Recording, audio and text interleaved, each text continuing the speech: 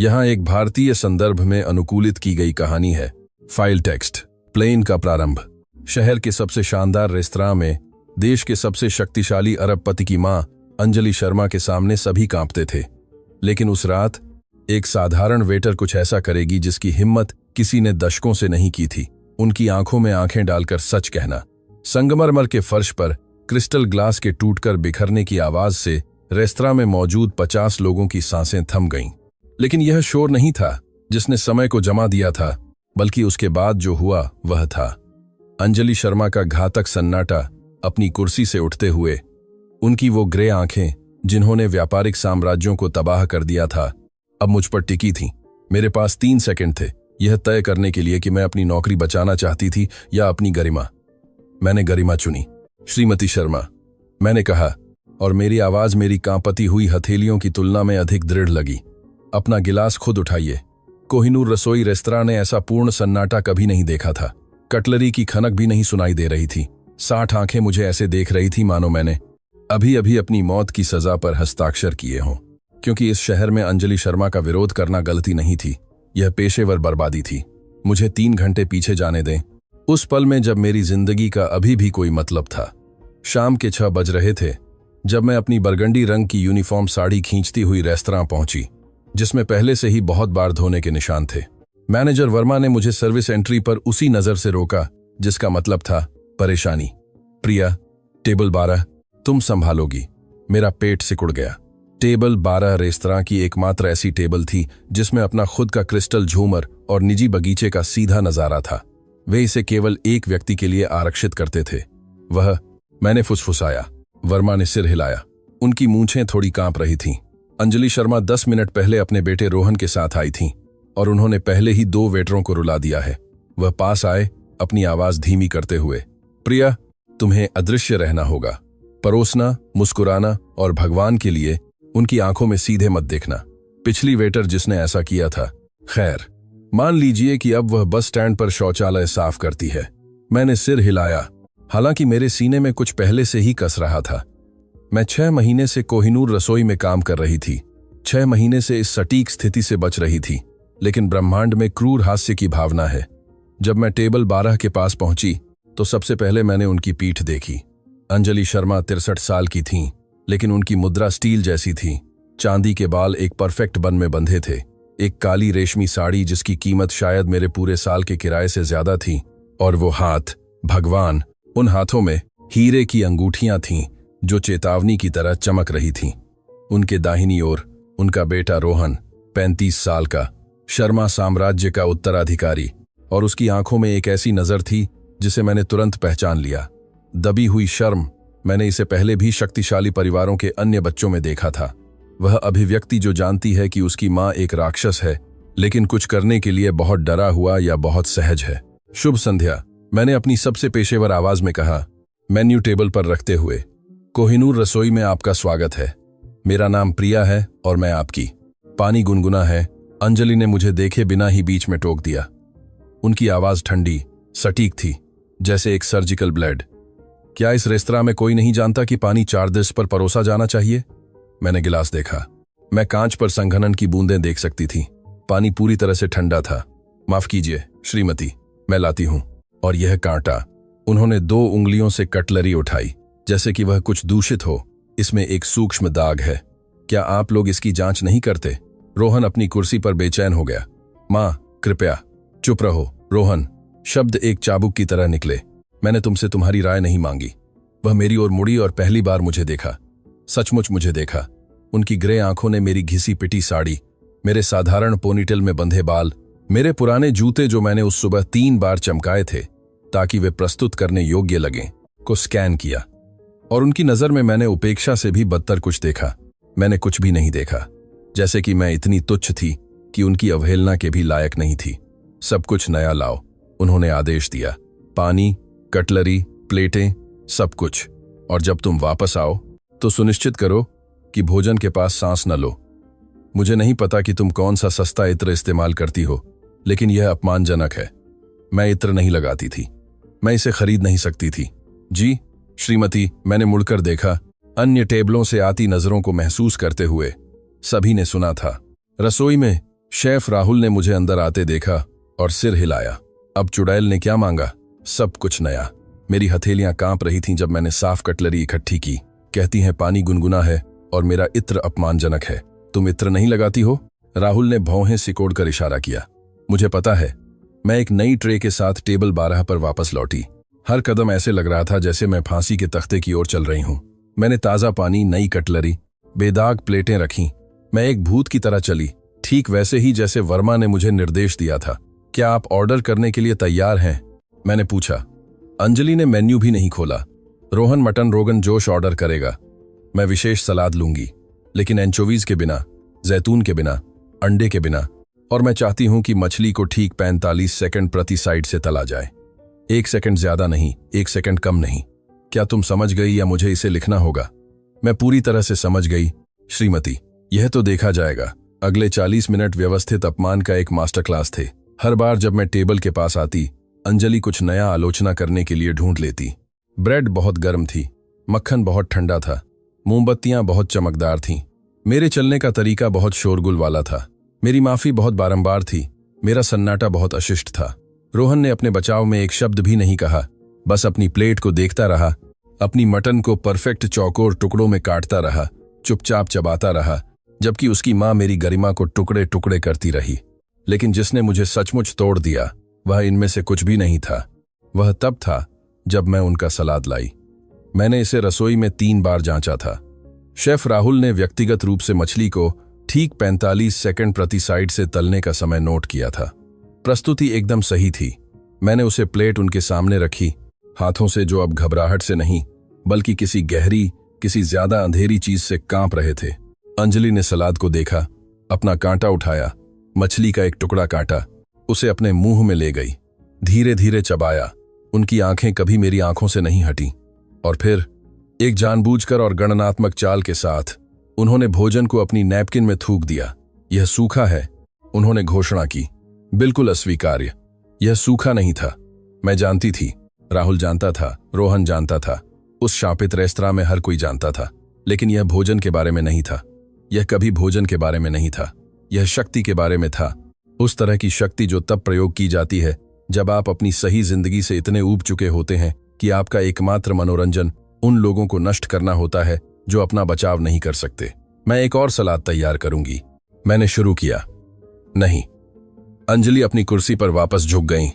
उनके गहरे लाल रंग के होठों पर एक छोटी सी मुस्कान आ गई। मैं मैनेजर से बात करना चाहती हूं। मैं चाहती हूं कि वे जाने कि वे किस तरह की घटिया सेवा दे रहे हैं। और मैं चाहती हूं। उन्होंने हर शब्द का स्वाद लेते हुए विराम लिया कि तुम्हें यहीं, अभी, सबके सामने नौकरी से निकाल दिया जाए। रेस्तरां फिर से उस सन्नाटे में डूब गया था। वह दर्शकों का सन्नाटा खून देखने का इंतजार कर रहा था। मां, यह बहुत ज्यादा है। रोहन ने आखिरकार अपनी आवाज ढूंढ ली, लेकिन वह कमजोर, दयनीय थी। मैंने तुमसे चुप रहने को कहा था, रोहन। अंजलि ने उसे देखा भी नहीं। उनकी आंखें मुझ पर टिकी थीं, यह देखने का इंतजार कर रही थीं कि मैं भीख मांगूंगी, रोऊंगी, टूट जाऊंगी। और मेरे अंदर कुछ टूट गया, लेकिन उस तरह से नहीं जिसकी उन्हें उम्मीद थी। आप जानती हैं क्या, श्रीमती शर्मा? शब्द मेरे रोकने से पहले ही निकल गए। आप सही हैं। यह उन्हें चौंका गया। उनकी भौहें थोड़ी ऊपर उठीं। आप सही हैं, मैंने दोहराया। और अब मेरी आवाज ज्यादा तेज, ज्यादा स्पष्ट थी। यह सेवा अस्वीकार्य है, क्योंकि एक सचमुच अच्छी सेवा में एक ऐसे ग्राहक को बर्दाश्त करना शामिल नहीं होना चाहिए जो इंसानों को कचरे की तरह मानता है। अब सन्नाटा पूर्ण था। मैं अपने कानों में अपने ही दिल की धड़कन सुन सकती थी। अंजलि पीली पड़ गईं, फिर लाल, धीरे धीरे अपनी कुर्सी से उठीं और तभी उनके हाथ ने पानी का गिलास टेबल से गिरा दिया। क्रिस्टल संगमरमर से उस आवाज के साथ टकराया जिसे मैं कभी नहीं भूलूंगी। तुम्हारी हिम्मत कैसे हुई? उनकी आवाज शुद्ध जहर थी। क्या तुम्हें पता है मैं कौन हूं? हां, मैंने कहा। और अब मेरी आंखों में आंसू थे, लेकिन वे डर के आंसू नहीं थे। वे सालों के दबे हुए गुस्से के आंसू थे। सालों से उनके जैसे लोगों को, मेरे जैसे लोगों को तबाह करते हुए देखने के आंसू। मैं बिल्कुल जानती हूं आप कौन हैं। आप अंजलि शर्मा हैं, वह महिला जिसने कर्मचारियों की पीठ पर एक साम्राज्य खड़ा किया जिन्हें उन्होंने कभी इंसान के रूप में देखना नहीं सीखा। वह महिला जिससे सब डरते हैं लेकिन कोई सम्मान नहीं करता। वह महिला जिसने एक बेटे को इतना डरा दिया है कि जब वह सही देखता है तब भी उसका बचाव नहीं कर सकता। रोहन खड़ा हो गया था। उसका चेहरा सदमे का एक मुखौटा था। प्रिया। वर्मा की आवाज मेरे पीछे से आ रही थी, घबराहट से भरी हुई, लेकिन मैं रुक नहीं सकती थी। बाढ़ के फाटक खुल गए थे। और आप जानती हैं क्या सबसे दुखद है, श्रीमती शर्मा, कि आपके पास दुनिया का सारा पैसा है, सारी शक्ति है, हर अवसर जो कोई भी चाह सकता है, और फिर भी आप उस सब के साथ केवल एक ही चीज करना जानती हैं, उन लोगों को छोटा महसूस कराना जो आपकी राह में आने का दुर्भाग्य रखते हैं। अंजलि मुझे ऐसे देख रही थी जैसे मैं कोई कीड़ा हूं जिसने अभी अभी बात की हो। उनका मुंह खुलता और बंद होता, लेकिन कोई आवाज नहीं निकल रही थी। तो हाँ, मैंने जारी रखा, और अब मुझे किसी चीज की परवाह नहीं थी। मेरी नौकरी तो वैसे भी जा चुकी थी। अपना गिलास खुद उठाइए, क्योंकि अपनी विशेषाधिकार प्राप्त जिंदगी में एक बार खुद के लिए कुछ कीजिए, बजाय इसके कि दुनिया बाकी आपके पैरों पर घुटने टेके। पूरे रेस्तरां ने यह ढोंग करना बंद कर दिया था कि वे नहीं देख रहे थे। सभी हमें मुंह खोले देख रहे थे, यहां तक कि अन्य वेटर भी रसोई से बाहर आ गए थे। और फिर कुछ असाधारण हुआ। टेबल 5 पर एक महिला ने ताली बजाना शुरू कर दिया, फिर टेबल 8 पर एक और व्यक्ति ने, फिर टेबल 3 पर एक व्यवसायी ने। कुछ ही सेकंड में पूरा रेस्तरां ताली बजा रहा था। यह एक शिष्टाचार वाली ताली नहीं थी, यह हर उस व्यक्ति की मुक्ति की ताली थी जिसे कभी पैसे और शक्ति वाले किसी व्यक्ति ने अपमानित किया था। हर उस कर्मचारी की जिसने अपनी जुबान काटी थी, हर उस इंसान की जिसने ठीक वही कहने का सपना देखा था जो मैंने अभी कहा था। अंजलि शर्मा शायद दशकों में पहली बार पूरी तरह से निशब्द थीं, लेकिन जैसे जैसे तालियां बजती रहीं, मैंने कुछ ऐसा देखा जिसने मेरे खून को जमा दिया। रोहन शर्मा मुझे देख रहा था और उसकी आंखों में गुस्सा नहीं था, कुछ ज्यादा परेशान करने वाला था, आंसू थे। मेरे पिता, उसने धीमी आवाज में कहा, लेकिन तालियों के बाद के सन्नाटे में सभी ने सुना, मेरे पिता का 6 महीने पहले निधन हो गया था। क्या तुम्हें पता है उनके आखिरी शब्द क्या थे? वह अपनी मां की ओर मुड़ा। उसने कहा, रोहन, अपनी मां को वह राक्षस मत बनने देना जिसकी मुझे डर है कि वह पहले ही बन चुकी है। अंजलि एक कदम पीछे हट गईं जैसे उन्हें मारा गया हो। रोहन, तुम? मैं देर से आया पिताजी, रोहन ने जारी रखा, और अब उसकी आंखों से आंसू बह रहे थे। मैं 35 साल देर से आया। उसने फिर से मेरी ओर देखा, लेकिन इस महिला ने, इस वेटर को जिसे तुम जानते भी नहीं, उसने वह साहस दिखाया जो मैंने कभी नहीं दिखाया। उसने अपना बटुआ निकाला और टेबल पर कई नोट रखे, बिल का 10 गुना भुगतान करने के लिए पर्याप्त पैसा। चलो मां। लेकिन अंजलि हिल नहीं रही थी। वह मुझे एक ऐसी अभिव्यक्ति के साथ देख रही थी जिसे मैं समझ नहीं सकती थी। यह गुस्सा नहीं था, यह अपमान नहीं था, यह कुछ ज्यादा जटिल था, कुछ लगभग पहचान जैसा। तुम्हारा नाम क्या है? उन्होंने अंततः पूछा। उनकी आवाज मुश्किल से एक फुसफुसाहट थी। प्रिया सिंह।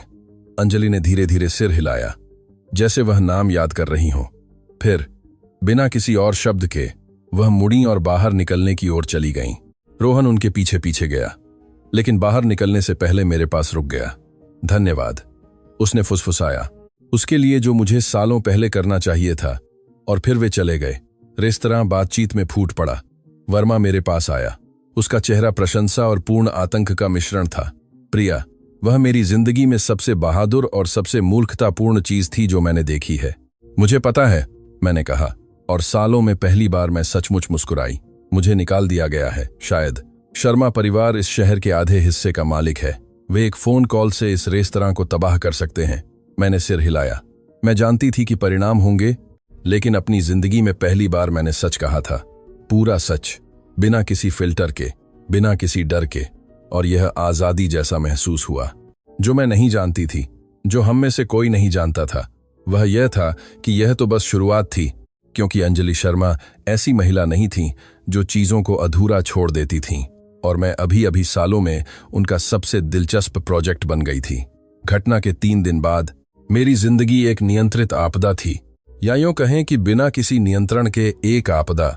उस रात के ठीक 18 घंटे बाद वीडियो इंटरनेट पर आ गया था। रेस्तरां में किसी ने सब कुछ रिकॉर्ड कर लिया था। मुझे नहीं पता था किसने, और ईमानदारी से मुझे अब परवाह भी नहीं थी।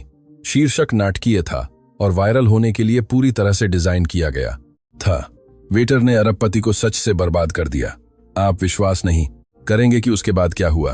पहले दिन 3 मिलियन व्यूज, दूसरे दिन 7 मिलियन, तीसरे दिन तक यह 15 मिलियन को पार कर चुका था और सभी सोशल मीडिया प्लेटफॉर्म पर था। मुझे एक मीम, एक प्रतीक, सब कुछ बना दिया गया था। सिवाय इसके कि मैं वास्तव में क्या थी, एक 28 साल की महिला जिसने अभी अभी अपनी नौकरी खो दी थी और 2 हफ्तों में अपना किराया नहीं दे पाएगी। वर्मा ने घटना के अगले दिन सुबह मुझे फोन किया था। उसकी आवाज कांप रही थी। प्रिया, मुझे बहुत अफसोस है। मालिकों ने शर्मा परिवार के उस समूह में निवेश है जो कोहिनूर रसोई का मालिक है। उन्होंने मुझे तुम्हें तुरंत निकालने का आदेश दिया। मैं तुम्हें एक सिफारिश पत्र भी नहीं दे सकता। मुझे बहुत अफसोस है। मैंने उसे दोष नहीं दिया। मैं जानती थी कि यह दुनिया कैसे काम करती है। शक्तिशाली लोग कुचलते हैं और हम में से बाकी लोग बचने का तरीका सीखते हैं या कोशिश में मर जाते हैं। लेकिन जिसकी मुझे उम्मीद नहीं थी वह दूसरी कॉल थी। वह 2 घंटे बाद एक निजी नंबर से आई। प्रिया सिंह, आवाज पुरुषवादी, पेशेवर, ठंडी थी। हाँ, मैं हूं। मैं शर्मा समूह के मानव संसाधन विभाग का प्रमुख ऋषिकेश गुप्ता बोल रहा हूं। मुझे अफसोस है कि मुझे आपको सूचित करना पड़ रहा है कि आपको शहर के आतिथ्य और सेवा क्षेत्र में काली सूची में डाल दिया गया है। कोई भी रेस्तरां, होटल, कैफे या इसी तरह का प्रतिष्ठान आपको नौकरी पर नहीं रखेगा। यह तुरंत प्रभावी है। मुझे लगा कि मेरे पैरों के नीचे से जमीन खिसक गई है। काली सूची? क्या यह कानूनी भी है? यह संबद्ध कंपनियों के बीच एक निजी सिफारिश है। शुभ प्रभात, कुमारी सिंह। क्लिक। और इस तरह 24 घंटे से भी कम समय में मैं एक गुमनाम वेटर से एक पेशेवर बहिष्कृत बन गई थी, जिसमें एक वायरल वीडियो था जिसे सभी मना रहे थे, लेकिन कोई भी अपने व्यवसाय से जोड़ना नहीं चाहता था। विडंबना मुझसे नहीं छूटी। अब 3 दिन बाद मैं अपने छोटे से एक कमरे के अपार्टमेंट में बैठी थी। अपने लैपटॉप को आकर्षण और आतंक के मिश्रण से देख रही थी। वीडियो पर टिप्पणियां भारी थीं। पूर्ण रानी, ऐसे ही किया जाता है। आखिरकार किसी ने इन लोगों को उनकी सच्चाई बताई। इस लड़की की मदद के लिए मैं कहां दान कर सकती हूं? वे उसे तबाह कर देंगे। अंजलि शर्मा एक जहरीली नागिन है। मेरी चचेरी बहन उसके लिए काम करती थी और वह उसे रोज रुलाती थी।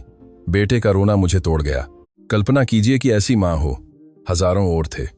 कुछ मेरा बचाव कर रहे थे, कुछ कह रहे थे कि मैं अनादरपूर्ण थी और मुझे वही मिला जो मेरे साथ हुआ था। कुछ जो मुझे सबसे ज्यादा डरा रहे थे, उन्होंने मेरा पता ढूंढ लिया था और टिप्पणियों में प्रकाशित कर दिया था। खटखट, खटखट, खटखट। मेरा दिल थम गया। मुझे मेहमानों की उम्मीद नहीं थी। मुझे कभी मेहमानों की उम्मीद नहीं थी।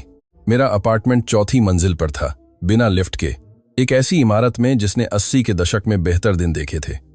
केवल वही लोग मेरे दरवाजे पर दस्तक देते थे, जो मकान मालिक जब किराया मांगते थे या खाने के डिलीवरी वाले जो गलत पते पर आते थे। खटखट, खटखट, खटखट। इस बार ज्यादा जोर से। मैं सोफा बेड से उठी, जो मेरे डाइनिंग रूम और डेस्क के रूप में भी काम करता था, और दरवाजे के पास गई। एक झांकनी थी, लेकिन वह इतनी खरोंची हुई थी कि मुश्किल से कुछ दिख पा रहा था। कौन है? मैंने पूछा। मेरी आवाज जितनी मुझे महसूस हो रही थी उससे ज्यादा दृढ़ थी। कुमारी सिंह, हमें बात करनी है। यह एक महिला की आवाज थी, सुसंस्कृत, एक लहजे के साथ जिसे मैंने शहर के उच्च वर्गों में सुना था। मेरा पेट सिकुड़ गया। मैं इंटरव्यू में दिलचस्पी नहीं रखती, मैंने कहा। मैंने पहले ही 3 टीवी कार्यक्रमों को मना कर दिया है। मैं पत्रकार नहीं हूं। मैं एडवोकेट शालिनी कपूर हूं। मैं श्रीमती अंजलि शर्मा का प्रतिनिधित्व करती हूं। दुनिया थोड़ी झुक गई। मैंने सुरक्षा चेन अभी भी लगी हुई दरवाजा खोला। दरार से मैंने 40 के दशक की एक महिला को देखा, जो एक मोती ग्रे सूट में थी, जिसकी कीमत शायद मेरे पुराने किराए के 6 महीने से ज्यादा थी। वह एक चमड़े का ब्रीफकेस और एक ऐसी अभिव्यक्ति ले जा रही थी जो बिल्कुल कुछ भी नहीं बताती थी। आप क्या चाहती हैं? मैंने पूछा। आपके 5 मिनट, कृपया। यह कोई याचना नहीं थी, यह एक तथ्य का बयान था, जैसे कि मेरा समझौता केवल एक औपचारिकता थी। मेरे सभी जीवित रहने की प्रवृत्ति के खिलाफ मैंने दरवाजा खोला। शालिनी कपूर मेरे अपार्टमेंट में उसी अभिव्यक्ति के साथ दाखिल हुई जिसे वह शायद बोर्डरूम या कोर्टरूम में दाखिल होने के लिए इस्तेमाल करती। उनकी आंखों ने 2 सेकंड में जगह को स्कैन किया। रसोई, जो मूल रूप से एक इलेक्ट्रिक हॉट प्लेट और एक मिनी फ्रिज थी, सोफा बेड दीवार के खिलाफ मुड़ा हुआ था। मेरी लैपटॉप के साथ छोटी टेबल खाली कॉफी मगों से घिरी हुई थी। एक गली को देखने वाली खिड़की जहां बिल्लियां हर रात कचरे के लिए लड़ती थीं। उन्होंने अपार्टमेंट के बारे में कुछ नहीं कहा। उनके लिए अंक। मैं सीधे मुद्दे पर आती हूं। कुमारी सिंह, उन्होंने अपनी ब्रीफकेस मेरी टेबल पर रखते हुए और एक फोल्डर निकालते हुए कहा। मेरी मुवक्किल श्रीमती अंजलि शर्मा आपको एक प्रस्ताव देना चाहती हैं। मैं लगभग हंस पड़ी। एक प्रस्ताव? आपकी मुवक्किल मुझे काली सूची में डाल देती हैं और अब वह मुझे एक प्रस्ताव देना चाहती हैं। बिल्कुल। शालिनी ने फोल्डर खोला जिसमें पूरी तरह से व्यवस्थित दस्तावेज थे। श्रीमती शर्मा स्वीकार करती हैं कि उनके कार्य अत्यधिक हो सकते थे। काली सूची आज शाम 5 बजे से प्रभावी रूप से हटा दी जाएगी। इसके अतिरिक्त आपको अपनी नौकरी के नुकसान और आपकी पेशेवर प्रतिष्ठा को हुए नुकसान के लिए 50 लाख का मुआवजा मिलेगा। 50 लाख मेरे पूरे जीवन में देखे गए पैसे से ज्यादा थे। क्या चाल है? मैंने पूछा, क्योंकि अंजलि शर्मा जैसे लोगों के साथ हमेशा कोई न कोई चाल होती थी। शालिनी ने हल्के से मुस्कुराया। यह एक ऐसी मुस्कान थी जिसे उसने महंगे लॉ स्कूलों में अभ्यास किया था और बोर्डरूम में परिपूर्ण किया था, जहां भाग्य तय होते थे। श्रीमती शर्मा चाहती हैं कि आप उनके लिए काम करें। उसके बाद का सन्नाटा इतना घना था कि उसे चाकू से भी काटा जा सकता था। माफ कीजिए, मैं बस इतना ही बोल पाई। उनकी निजी सहायक के रूप में 8 लाख वार्षिक का शुरुआती वेतन, साथ ही पूर्ण लाभ, आवास शामिल है और 25 लाख का अतिरिक्त साइनिंग बोनस। शालिनी ने टेबल पर एक कॉन्ट्रैक्ट बढ़ाया। यह एक बेहद उदार प्रस्ताव है। यह पागलपन है, मैंने अपनी आवाज पाते हुए कहा। आपकी मुवक्किल मुझसे नफरत करती हैं। मैंने उन्हें सार्वजनिक रूप से सामना किया, उन्हें अपमानित किया। वह भला क्यों चाहेंगी कि मैं उनके लिए काम करूं? क्यों? दरवाजे से एक आवाज आई, एक आवाज जिसे मैंने तुरंत पहचान लिया। तुम 30 सालों में पहली व्यक्ति हो जिसने मुझे सच बताया है। मैं इतनी तेजी से मुड़ी कि लगभग अपना संतुलन खो बैठी। अंजलि शर्मा मेरे अपार्टमेंट के दरवाजे पर खड़ी थीं। मुझे नहीं पता कि मैंने उन्हें सीढ़ियों से ऊपर आते हुए क्यों नहीं सुना था। मुझे नहीं पता कि वह इमारत के मुख्य दरवाजे से कैसे गुजर गईं, जहां कथित तौर पर एक कोड की जरूरत होती थी। मुझे कुछ नहीं पता, सिवाय इसके कि अचानक शहर की सबसे शक्तिशाली महिला मेरे छोटे से अपार्टमेंट में खड़ी थी। मुझे उन ग्रे आंखों से देख रही थी जिन्होंने 3 रातों से मेरे सपनों को सताया था, लेकिन उनमें कुछ अलग था, कुछ ऐसा जो मैंने रेस्तरां में नहीं देखा था। वह थकी हुई लग रही थीं। उनकी आंखों के आसपास की रेखाएं ज्यादा गहरी थीं। उनका परफेक्ट मेकअप आंखों के नीचे के काले घेरों को पूरी तरह से छिपा नहीं पा रहा था, और उनकी मुद्रा, हालांकि अभी भी सीधी थी, उनके कंधों पर एक अदृश्य भार था। श्रीमती शर्मा, मैंने कहा, और मुझे नफरत थी कि मेरी आवाज कांप रही थी। प्रिया, मेरा नाम उनके होंठों पर अजीब लगा। अगर तुम चाहो तो मैं जा सकती हूं। शालिनी विवरण संभाल सकती है, लेकिन मैं व्यक्तिगत रूप से आई क्योंकि तुम्हें यह देखना था कि यह कोई जाल नहीं है। यह कोई जाल नहीं है, मैंने अपनी पिछली हिम्मत में से कुछ पाते हुए दोहराया।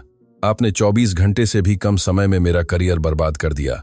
आपने मुझे पूरे शहर में अछूत बना दिया, और अब आप चाहती हैं कि मैं यह मानूं कि यह क्या है, एक परोपकार का कार्य? नहीं, अंजलि ने कहा, और मुझे पूरी तरह से आश्चर्यचकित करते हुए अपार्टमेंट में दाखिल हुई और दरवाजा अपने पीछे बंद कर लिया। यह शुद्ध स्वार्थ है। इसने मुझे रोक दिया। वह खिड़की के पास चली गईं, गली की ओर देखते हुए। जब उन्होंने फिर से बात की तो उनकी आवाज अलग थी, ज्यादा नरम, लगभग मानवीय। उस वीडियो को 15 मिलियन व्यूज मिले। मैंने उसे 143 बार देखा है। क्या तुम्हें पता है कि मेरी जिंदगी में कितने लोगों ने मुझसे इस तरह बात की है? उस क्रूर ईमानदारी के साथ, उस अनफिल्टर्ड सच्चाई के साथ। मुझे कोई अंदाजा नहीं, शून्य, तुम्हारे आने तक। उन्होंने धीरे धीरे अपने चमड़े के दस्ताने उतारे। एक इशारा जो जितना होना चाहिए उससे ज्यादा कमजोर लग रहा था। मेरे पति का 6 महीने पहले निधन हो गया था। राजेश, हमने 40 साल तक शादी की थी, और अपनी मृत्युशैया पर, क्या तुम्हें पता है उन्होंने मुझसे क्या कहा? मैंने जवाब नहीं दिया। मुझे नहीं पता था कि मुझे करना चाहिए या नहीं। उन्होंने कहा कि मैं खो गई थी, कि जिस महिला से उन्हें प्यार हुआ था वह इतनी देर पहले गायब हो गई थी कि वह अब उसकी हंसी भी याद नहीं कर सकते थे। उनकी आंखें चमक रही थीं, लेकिन आंसुओं से नहीं, कुछ ज्यादा कठोर चीज से। उन्होंने कहा कि मैं बिल्कुल वही बन गई थी जिससे मुझे सबसे ज्यादा डर था, अपनी खुद की मां। अपार्टमेंट में हवा भारी, उन सच्चाइयों से भरी हुई महसूस हो रही थी जिन्हें मैं सुनना नहीं चाहती थी। 6 महीने तक अंजलि ने जारी रखा। मैं यह समझने की कोशिश कर रही हूं कि उनका क्या मतलब था। मैंने अपने हर फैसले का विश्लेषण किया, हर शब्द जो मैंने कहा, हर व्यक्ति जिसे मैंने सफलता की राह में चोट पहुंचाई, और मुझे कोई जवाब नहीं मिला, क्योंकि मेरे आसपास के सभी लोग मुझे वही बताते हैं जो मैं सुनना चाहती हूं। वे कहते हैं कि मैं शानदार हूं, शक्तिशाली हूं, प्रेरणादायक हूं, लेकिन आप जानती हैं कि यह सच नहीं है। मैंने धीमी आवाज में कहा, मुझे पता है कि यह सिर्फ सच्चाई का एक हिस्सा है, सुविधाजनक हिस्सा। उन्होंने सीधे मेरी ओर देखा। और फिर तुम आई, एक 28 साल की वेटर जिसके पास खोने के लिए सब कुछ था और पाने के लिए कुछ नहीं। और फिर भी तुमने मुझे ठीक वही बताया जो कोई और कहने की हिम्मत नहीं करता, और आपने मुझे उसी के लिए बर्बाद कर दिया। हाँ, उन्होंने इनकार नहीं किया, उन्होंने माफी नहीं मांगी, क्योंकि मैं यही करती हूं। मैंने अपनी पूरी जिंदगी यही किया है। कोई मुझे चुनौती देता है और मैं कुचल देती हूं। इस बिंदु पर यह स्वचालित प्रवृत्ति है। और अब क्या? मैंने पूछा। आप चाहती हैं कि मैं आपकी व्यक्तिगत अंतरात्मा बनूं? आपकी असहज सच्चाइयों का दर्पण? मैं चाहती हूं, अंजलि ने कहा, और अब उनकी आवाज में कुछ लगभग हताश था। कोई मुझे रोके इससे पहले कि बहुत देर हो जाए। रोहन मुझे डर से देखता है। मेरे कर्मचारी मुझसे बचते हैं। मेरे दोस्त केवल ऐसे लोग हैं जो मुझसे कुछ चाहते हैं, और मैं 20 कमरों वाली हवेली में अकेली हूं। धीरे धीरे उस तरह की व्यक्ति बनती जा रही हूं जिससे मेरा बेटा भी प्यार नहीं कर सकता। उसके बाद का सन्नाटा शालिनी ने तोड़ा, जो पूरे समय एक पेशेवर रूप से तटस्थ अभिव्यक्ति के साथ सब कुछ देख रही थी। कॉन्ट्रैक्ट 1 साल के लिए है, उसने कहा, व्यावहारिक विवरणों पर लौटते हुए। 3 महीने के बाद एक आपसी निकास खंड के साथ, और दोनों पक्ष सहमत हैं कि यह काम नहीं कर रहा है। निश्चित रूप से पूर्ण गोपनीयता। मैंने कॉन्ट्रैक्ट देखा। संख्याएं मेरी आंखों के सामने नाच रही थीं। 1, 5 करोड़ सालाना, 25 लाख बोनस, 50 लाख मुआवजा। यह कुल 2, 25 करोड़ था। यह पूरी तरह से अलग जिंदगी थी। यह संभावित रूप से एक सुनहरा पिंजरा भी था। मैं आप पर क्यों भरोसा करूं? मैंने अंजलि से सीधे पूछा। आपने बिल्कुल दिखाया कि जब कोई आपको चुनौती देता है तो आप क्या करने में सक्षम हैं। तुम्हें मुझ पर भरोसा नहीं करना चाहिए, अंजलि ने आश्चर्यजनक ईमानदारी के साथ जवाब दिया। तुम्हें अपनी आंखें पूरी तरह से खुली रखनी चाहिए, यह जानते हुए कि मैं मुश्किल हूं, मांगने वाली हूं, और यह कि मैं शायद कम से कम आधे समय तुम्हारी जिंदगी नरक बना दूंगी, और बाकी आधा। पहली बार मैंने उनके चेहरे पर एक वास्तविक मुस्कान देखी। बाकी आधा, तुम सीखोगी कि ऊपर की दुनिया वास्तव में कैसे काम करती है। तुम ऐसे लोगों से मिलोगी जो ऐसे दरवाजे खोल सकते हैं जिनके अस्तित्व के बारे में तुम्हें पता भी नहीं था। और कौन जानता है, उनकी अभिव्यक्ति थोड़ी नरम हुई। शायद हम दोनों कुछ सीखें। मैंने शालिनी को देखा, जिसने अपनी अभिव्यक्ति को पूरी तरह से तटस्थ रखा था। मैंने उन सभी शून्यों वाले कॉन्ट्रैक्ट को देखा। मैंने अपने छोटे से अपार्टमेंट को उसके सोफा, बेड और गली के नजारे के साथ देखा। और मैंने अंजलि शर्मा को देखा, यह जटिल और टूटी हुई महिला जो 3 दिन पहले मेरी व्यक्तिगत खलनायक थी। मुझे सोचने के लिए 24 घंटे चाहिए, मैंने अंततः कहा। बेशक, शालिनी ने अपने ब्रीफकेस को एक संतुष्ट क्लिक के साथ बंद कर दिया। मेरा नंबर कॉन्ट्रैक्ट के पहले पृष्ठ पर है।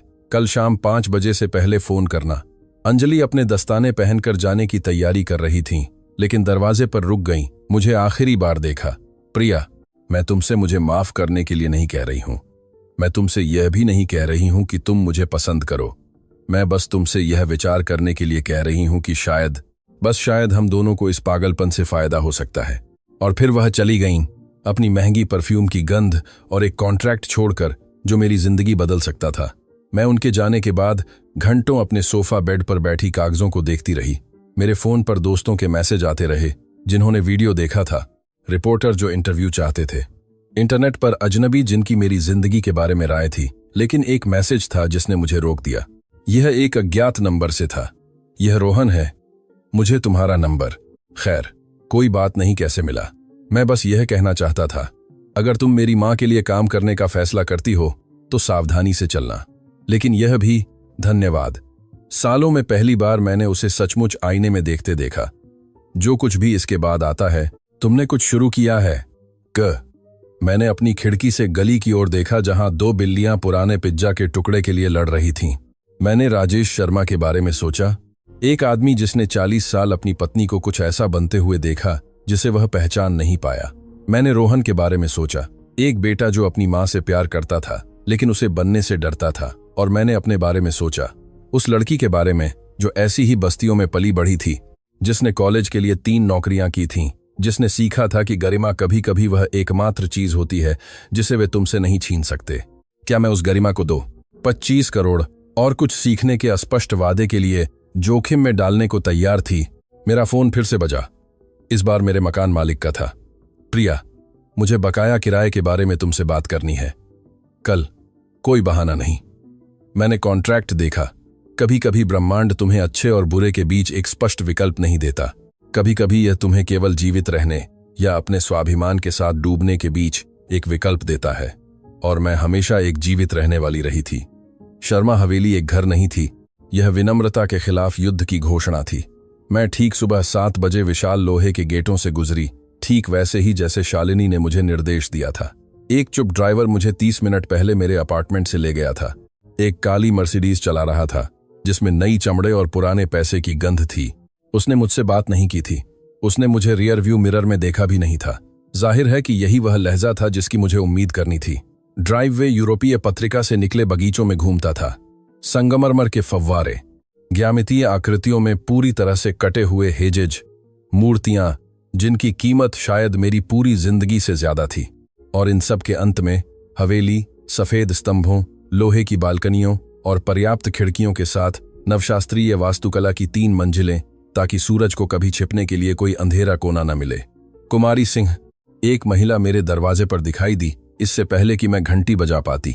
वह लगभग 50 साल की थी। उसके भूरे बाल एक सख्त बन में बंधे थे और उसने एक साधारण काली पोशाक पहनी हुई थी जो चिल्ला रही थी। मैंने ऐसी चीजें देखी हैं जो तुम्हें पहले दिन ही इस्तीफा देने पर मजबूर कर देंगी। मैं श्रीमती गुप्ता, स्टाफ की प्रमुख हूं, मेरे पीछे आओ। कोई स्वागत नहीं था, नौकरी के लिए कोई बधाई नहीं थी, बस एक मेरे पीछे आओ जो स्पष्ट कर रहा था कि यहां अनावश्यक शिष्टाचार में समय बर्बाद नहीं किया जाता था। अंदरूनी भाग ठीक वैसा ही था जैसा आप उम्मीद करेंगे। संगमरमर के फर्श जो हर चीज को आईने की तरह दर्शाते थे, एक घुमावदार सीढ़ी जो ऊपरी मंजिलों तक शानदार ढंग से चढ़ती थी, क्रिस्टल झूमर जिन्हें साफ करने के लिए शायद एक पूरी टीम की जरूरत होती थी, दीवारों पर कलाकृति जिसे मैंने अपनी कला इतिहास की कक्षाओं से पहचाना था, एक मोनेट, एक रेनॉयर, एक शापित, पिकासो गलियारे में, जैसे कि वह कोई पोस्टर हो। श्रीमती शर्मा अपने कार्यालय में आपका इंतजार कर रही हैं, श्रीमती गुप्ता ने कहा जब हम सीढ़ियां चढ़ रहे थे। वह सुबह 5 बजे पहुंची। वह हमेशा सुबह 5 बजे पहुंचती हैं। आपको सुबह 6:30 बजे से उपलब्ध रहना होगा। समझ में आया? समझ में आया कुमारी सिंह, यह एक गैर परक्राम्य वास्तविकता है। श्रीमती शर्मा देरी, बहाने या अक्षमता स्वीकार नहीं करती। क्या यह स्पष्ट है? क्रिस्टल स्पष्ट। श्रीमती गुप्ता एक गहरे लकड़ी के दरवाजे के सामने रुक गईं जिसमें असली सोने जैसी जड़ाई थी। उन्होंने 2 बार खटखटाया, ठीक 3 सेकंड इंतजार किया और खोला। श्रीमती शर्मा, कुमारी सिंह आ गई हैं। कार्यालय मेरे पुराने अपार्टमेंट से 4 गुना बड़ा था। फर्श से छत तक की खिड़कियां शहर का मनोरम दृश्य प्रस्तुत करती थीं।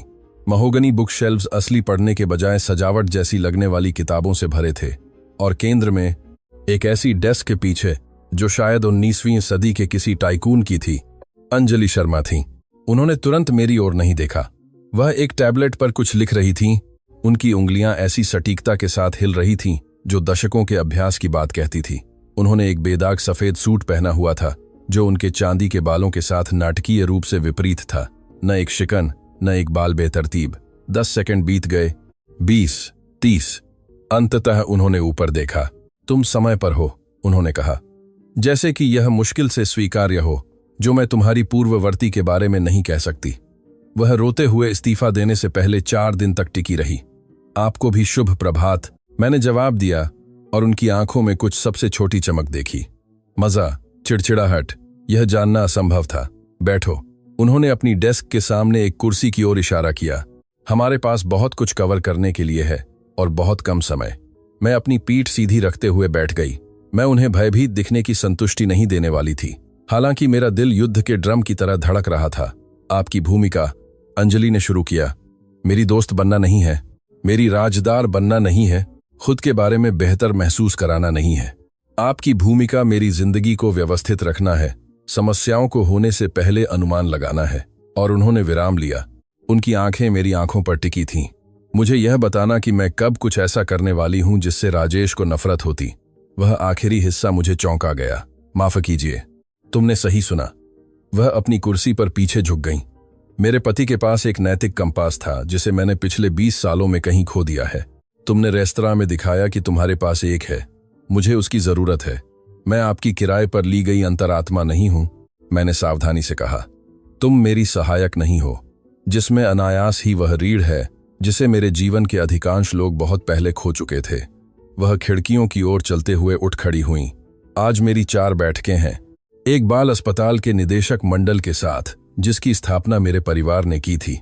दूसरी ऐतिहासिक जिले में नए रियल एस्टेट विकास के निवेशकों के साथ, फिर मेयर के साथ दोपहर का भोजन और अंत में सिंगापुर में हमारे सहयोगियों के साथ एक वीडियो कॉल। उन्होंने अपनी डेस्क से एक फोल्डर निकाला और उसे मेरी ओर खिसका दिया।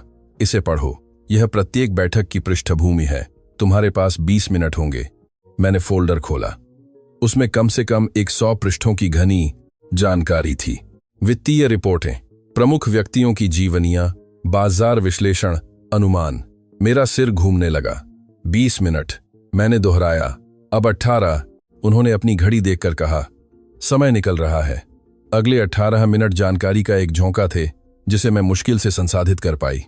मैंने सीखा कि बाल अस्पताल वित्तीय संकट में था, कि रियल एस्टेट विकास सैकड़ों निम्न आय वाले परिवारों को विस्थापित करने की धमकी दे रहा था, कि मेयर उन नियमों के लिए दबाव डाल रही थी जो शर्मा के व्यवसायों को प्रभावित करेंगे, कि सिंगापुर के सहयोगी 50 करोड़ के सौदे से हटने पर विचार कर रहे थे।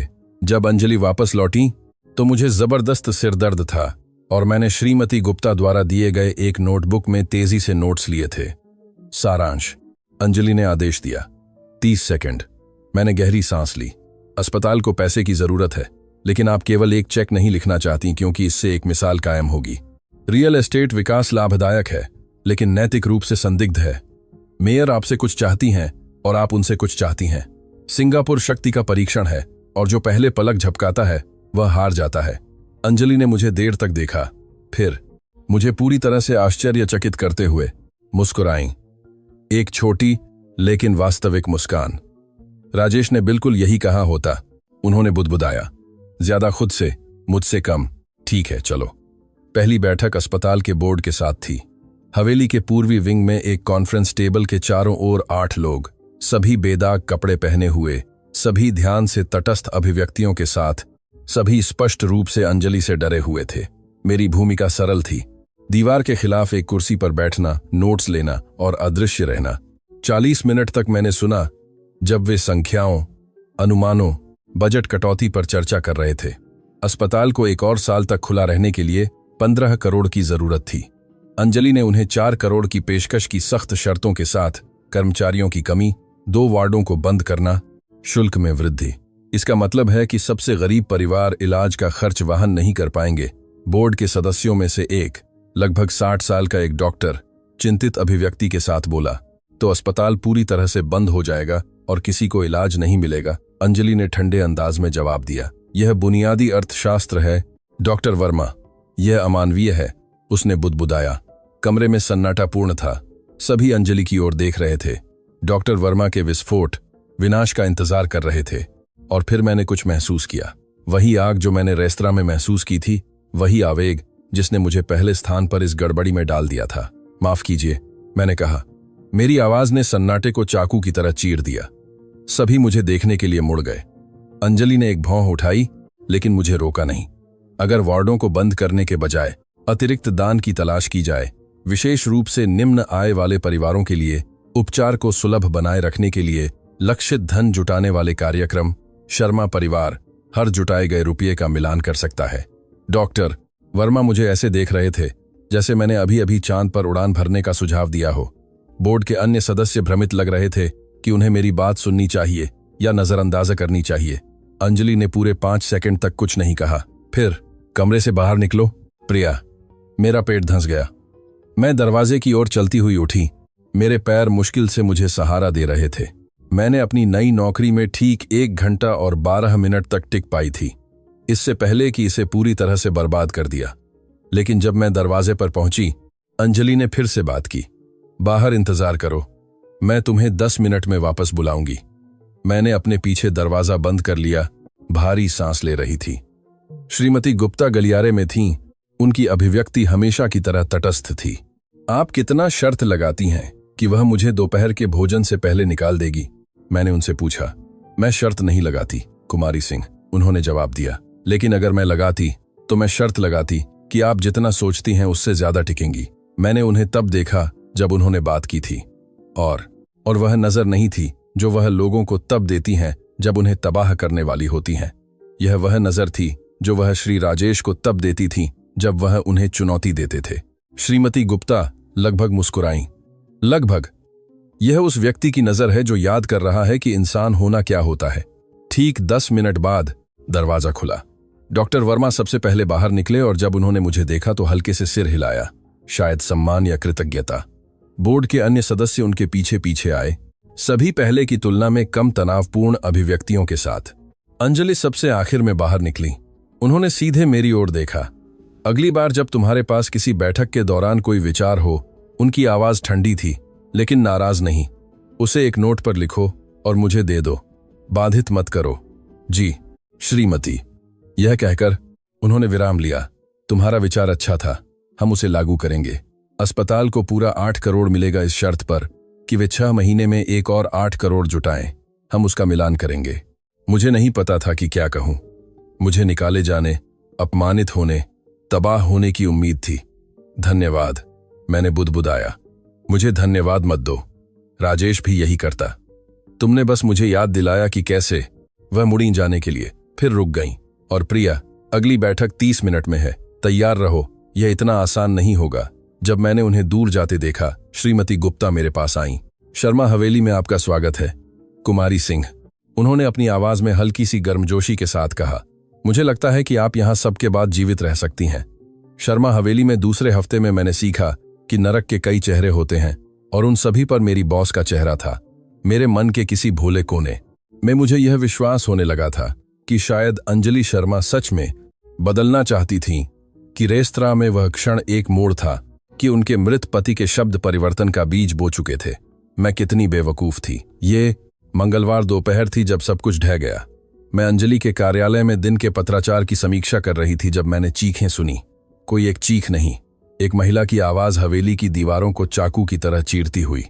मुझे उससे मिलना है, मुझे उस चुड़ैल से अभी मिलना है।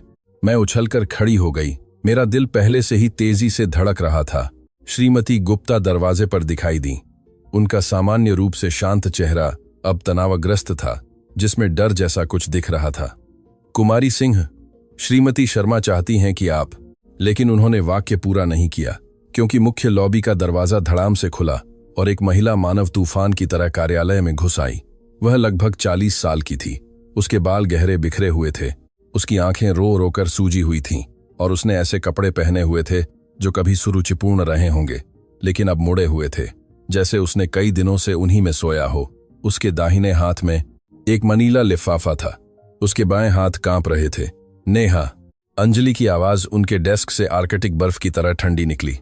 वह हिली भी नहीं थी। उन्होंने अपने कंप्यूटर से नजर भी नहीं उठाई थी। तुम्हारी कोई अपॉइंटमेंट नहीं है? अपॉइंटमेंट? महिला नेहा हंसी, लेकिन उस आवाज में कोई हास्य नहीं था, केवल दर्द जो हंसी के रूप में निकला। मुझे तुमसे यह पूछने के लिए अपॉइंटमेंट चाहिए कि तुमने मेरी जिंदगी क्यों बर्बाद कर दी। अब अंजलि ने ऊपर देखा और उनके चेहरे पर ऐसा भाव था जिसने मेरे खून को जमा दिया। यह कोई आश्चर्य नहीं था, कोई अपराधबोध नहीं था। यह ऊब थी, पूर्ण ऊब, जैसे कि उनके सामने यह टूटी हुई महिला उनके पूरी तरह से नियोजित दिन में सिर्फ एक छोटी सी परेशानी थी। श्रीमती गुप्ता, अंजलि ने शांति से कहा, सुरक्षा को बुलाओ। नहीं। नेहा डेस्क के पास आई, लिफाफा अंजलि के सामने फेंक दिया। तस्वीरें महोगनी की सतह पर बिखर गईं। इन्हें देखो, इन्हें देखो। पहली बार मैंने अंजलि को हिचकिचाते देखा। उनकी आंखें तस्वीरों की ओर बढ़ीं और कुछ छोटा लेकिन निर्विवाद उनकी अभिव्यक्ति में चमका। मुझे यह नहीं करना चाहिए था, यह मेरी जगह नहीं थी, लेकिन मैं तस्वीरों को देखने के लिए पर्याप्त पास गई। एक लड़की, शायद 8 या 9 साल की, पोनीटेल में गहरे बाल, एक बड़ी मुस्कान जिसमें एक टूटा हुआ दांत दिख रहा था। एक तस्वीर में वह झूले पर थी, दूसरी में आइसक्रीम पकड़े हुए, एक और में एक महिला को गले लगाए हुए थी, जिसे मैंने एक युवा और खुश नेहा के रूप में पहचाना। उसका नाम रिया था, नेहा ने कहा, और उसकी आवाज हर शब्दांश में टूट गई। मेरी बेटी 10 साल की थी। भूतकाल के उपयोग ने मुझे पेट में मुक्के की तरह मारा। नेहा, यह उचित नहीं है, अंजलि ने शुरू किया। यह उचित नहीं है। नेहा ने दोनों हाथों से डेस्क पर मारा, जिससे तस्वीरें उछल गईं। क्या आप जानती हैं कि क्या उचित नहीं है? एक अकेली मां को नौकरी से निकालना क्योंकि उसकी बेटी अस्पताल में थी तो उसने 3 दिन की छुट्टी ले ली। क्या आप जानती हैं कि क्या उचित नहीं है? उसका नाम काली सूची में डालना ताकि उसे कोई और नौकरी न मिल सके। क्या आप जानती हैं कि क्या उचित नहीं है? उसकी आवाज चीख में बदल गई। मेरी बेटी मर गई क्योंकि मैं उसका इलाज नहीं करा पाई, क्योंकि तुमने मुझसे सब कुछ छीन लिया। उसके बाद का सन्नाटा इतना घना था कि सांस लेना भी मुश्किल था। मैंने अंजलि को देखा। मुझे उम्मीद थी, मुझे नहीं पता था कि मुझे क्या उम्मीद थी।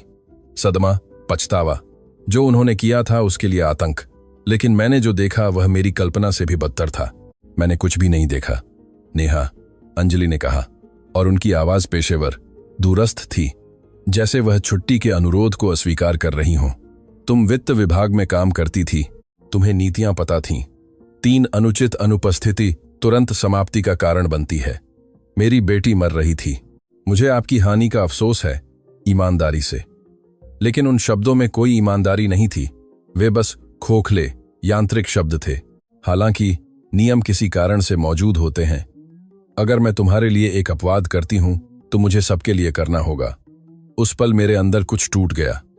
यह कोई जोरदार टूटना नहीं था, यह चुपचाप था, जैसे पतली बर्फ अंततः वजन के नीचे झुक जाती है।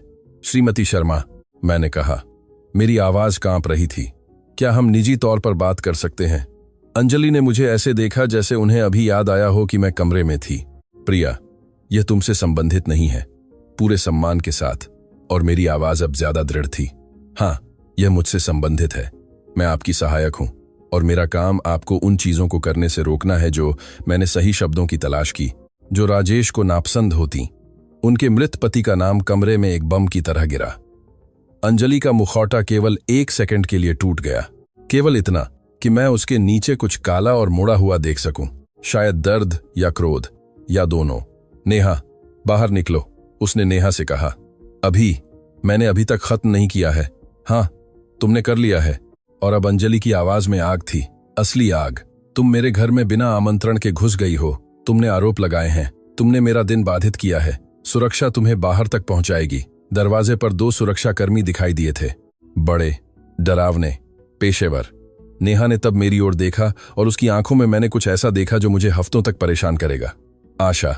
आशा कि मैं, यह अजनबी जो उसकी दुश्मन के लिए काम करती थी, कुछ कर सकती थी। कुछ भी। कृपया, उसने फुसफुसाया। मैं बस चाहती थी कि वह जाने कि उसने क्या किया।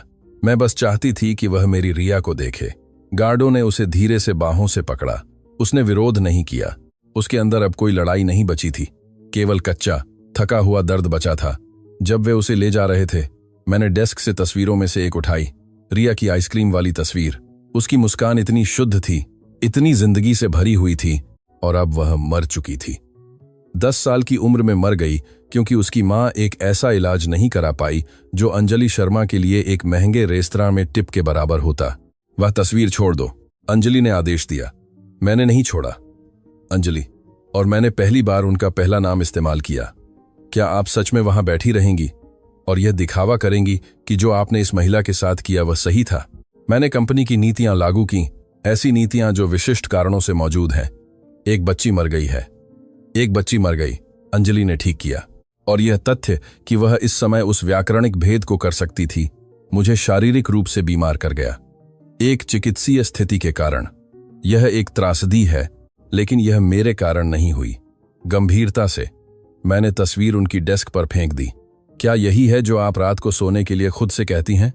अंजलि इतनी तेजी से खड़ी हुई कि उनकी कुर्सी पीछे लुढ़क गई। सावधान रहो प्रिया, तुम एक सीमा पार कर रही हो। ठीक है। और अब मैं भी चिल्ला रही थी। 2 हफ्तों से मैंने जो भी व्यावसायिकता, जो भी सावधानी बरती थी, वह सब गायब हो गई। क्योंकि जाहिर है कि किसी को आपकी शापित रेखाओं को पार करने की जरूरत है। आपने मुझसे विशेष रूप से यह रोकने के लिए काम पर रखा था ताकि मैं आपको सच बताऊं, तो यह रहा आपका सच। मैं उनकी डेस्क के पास गई, सीधे उनकी उन ग्रे आंखों में देखते हुए जिन्होंने अपनी सारी गर्मजोशी खो दी थी। आप बिल्कुल वही राक्षस हैं जिससे आपके पति डरते थे। आप बदल नहीं रही हैं, आप कुछ भी नहीं सीख रही हैं। आप अभी भी वही महिला हैं जो पलक झपकाए बिना जिंदगी तबाह करती हैं। क्योंकि नीतियां लोगों से ज्यादा महत्वपूर्ण हैं, नियम करुणा से ज्यादा महत्वपूर्ण है। आपका शापित अभिमान एक बच्ची की जान से ज्यादा महत्वपूर्ण है। बस करो। नहीं। और अब मेरे चेहरे से आंसू बह रहे थे, लेकिन मुझे परवाह नहीं थी, क्योंकि आप जानती हैं क्या, मुझे यह विश्वास होने लगा था कि शायद, बस शायद आप में कुछ बचाने लायक है कि राजेश के बारे में, बदलने की इच्छा के बारे में, किसी को आपको रोकने की जरूरत के बारे में, वह सब सच था। लेकिन ऐसा नहीं है।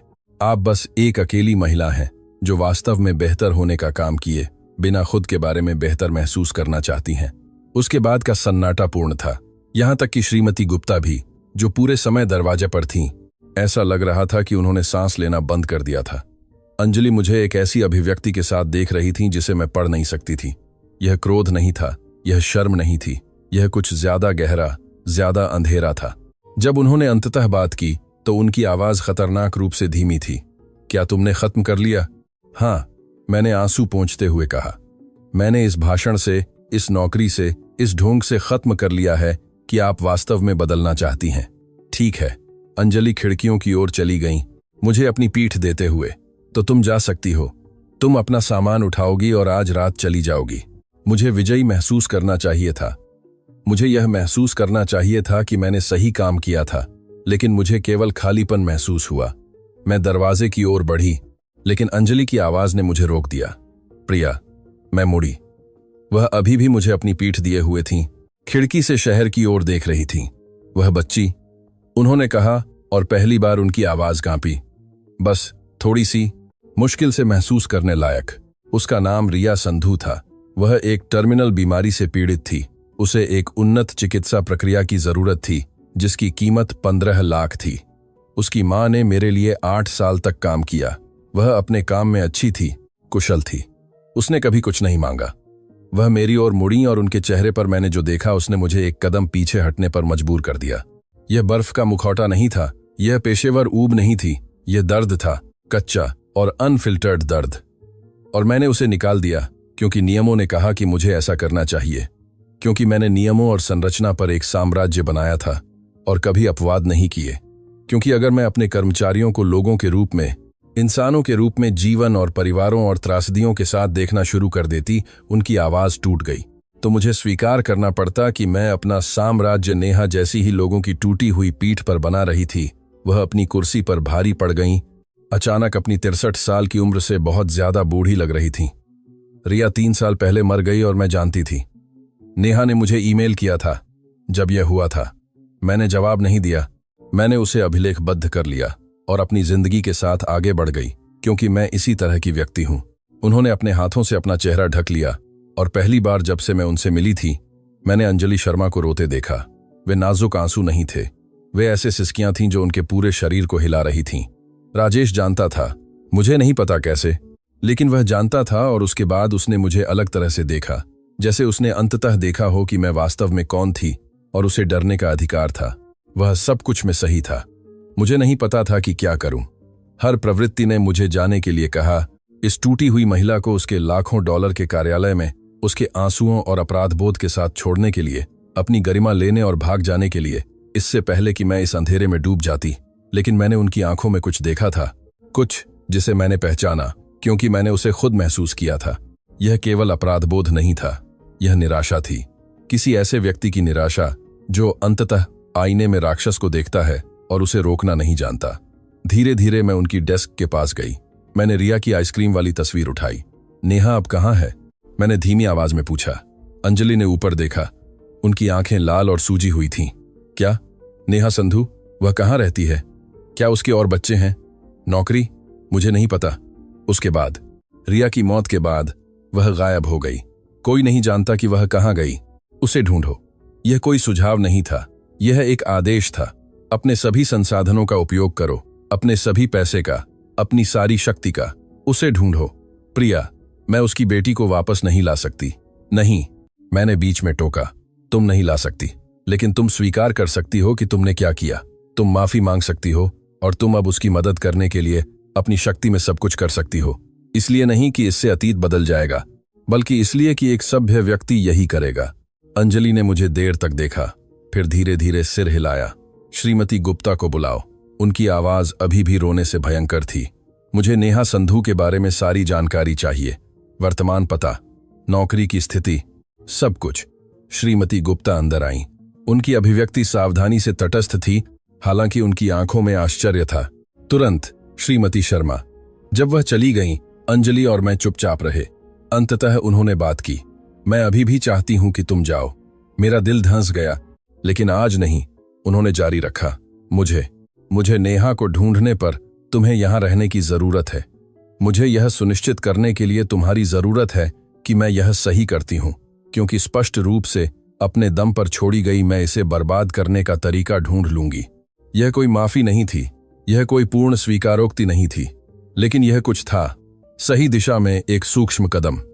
ठीक है, मैंने कहा, लेकिन एक शर्त पर। क्या? हर बार जब आप किसी के जीवन को प्रभावित करने वाला कोई निर्णय लें, किसी को नौकरी से निकालना, किसी को मदद से इनकार करना, किसी को कुचलने के लिए अपनी शक्ति का उपयोग करना, मैं चाहती हूं कि आप इस तस्वीर को याद रखें। मैंने रिया की तस्वीर उनकी डेस्क के केंद्र में रखी।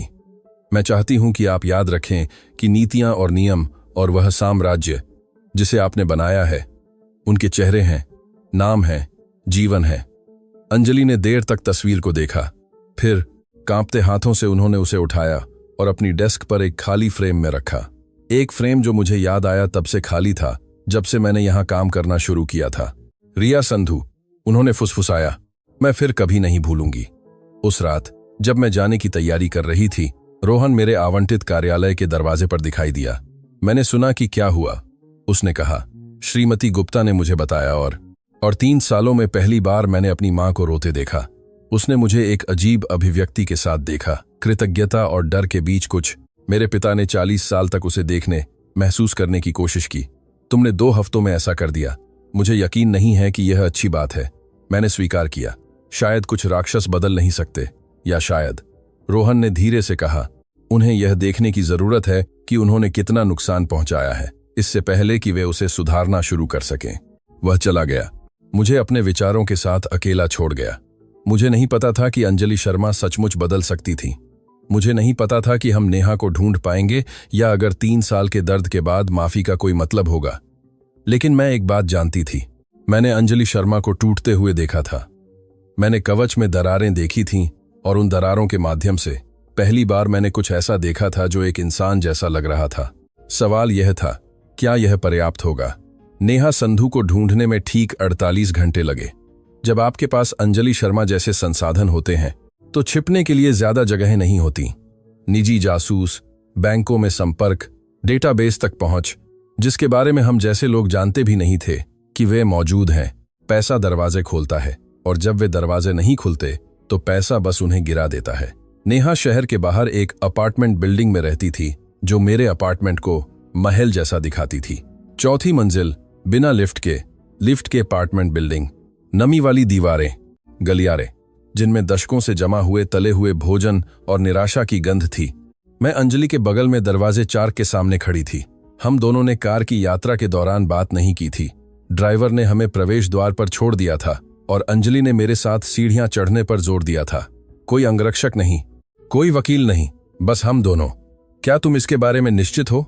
मैंने तीसरी बार पूछा। नहीं, उसकी आवाज दृढ़ थी, लेकिन उसके हाथ थोड़े कांप रहे थे। लेकिन मुझे लगता है कि यही तो बात है ना? अगर मैं निश्चित होती तो इसका मतलब होता कि मैं यह नहीं समझती कि मैंने जो किया उसकी गंभीरता क्या है। मैंने दरवाजे पर दस्तक दी। कुछ नहीं। मैंने फिर से ज्यादा जोर से दस्तक दी। इस बार हमने अंदर हलचल सुनी, घिसटने वाले कदम, फिर एक कर्कश और सतर्क आवाज। श्रीमती संधू, मैंने कहा, अपनी आवाज को यथासंभव नरम रखते हुए। मेरा नाम प्रिया सिंह है। मैं किसी के साथ आई हूं जिसे आपसे बात करनी है। यह महत्वपूर्ण है। सन्नाटा, फिर कई तालों के खुलने की आवाज। दरवाजा केवल एक दरार तक खुला, सुरक्षा चेन से टिका हुआ। नेहा का चेहरा उस जगह से दिखाई दिया। वह उस समय से भी बदतर लग रही थी जब वह हवेली में घुस आई थी। आंखें ज्यादा गहरी, त्वचा ज्यादा पीली, जैसे पिछले 2 दिनों ने उसे अंदर से खा लिया हो। और फिर उसने अंजलि को देखा। नहीं, शब्द फुफकार की तरह निकला। नहीं, नहीं, नहीं, नहीं। उसने दरवाजा बंद करने की कोशिश की, लेकिन मैंने अपना पैर चौखट में डाल दिया। कृपया, मैंने याचना की, बस 5 मिनट। अगर उसके बाद आप चाहती हैं कि हम जाएं, तो हम चले जाएंगे। मैं वादा करती हूं। वह मुझसे और क्या ले सकती है? नेहा की आंखें नम थीं, लेकिन आंसुओं से नहीं, कुछ ज्यादा गहरे, ज्यादा खतरनाक चीज से। उसने पहले ही मुझसे सब कुछ छीन लिया है। मेरी नौकरी, मेरी गरिमा, मेरी बेटी।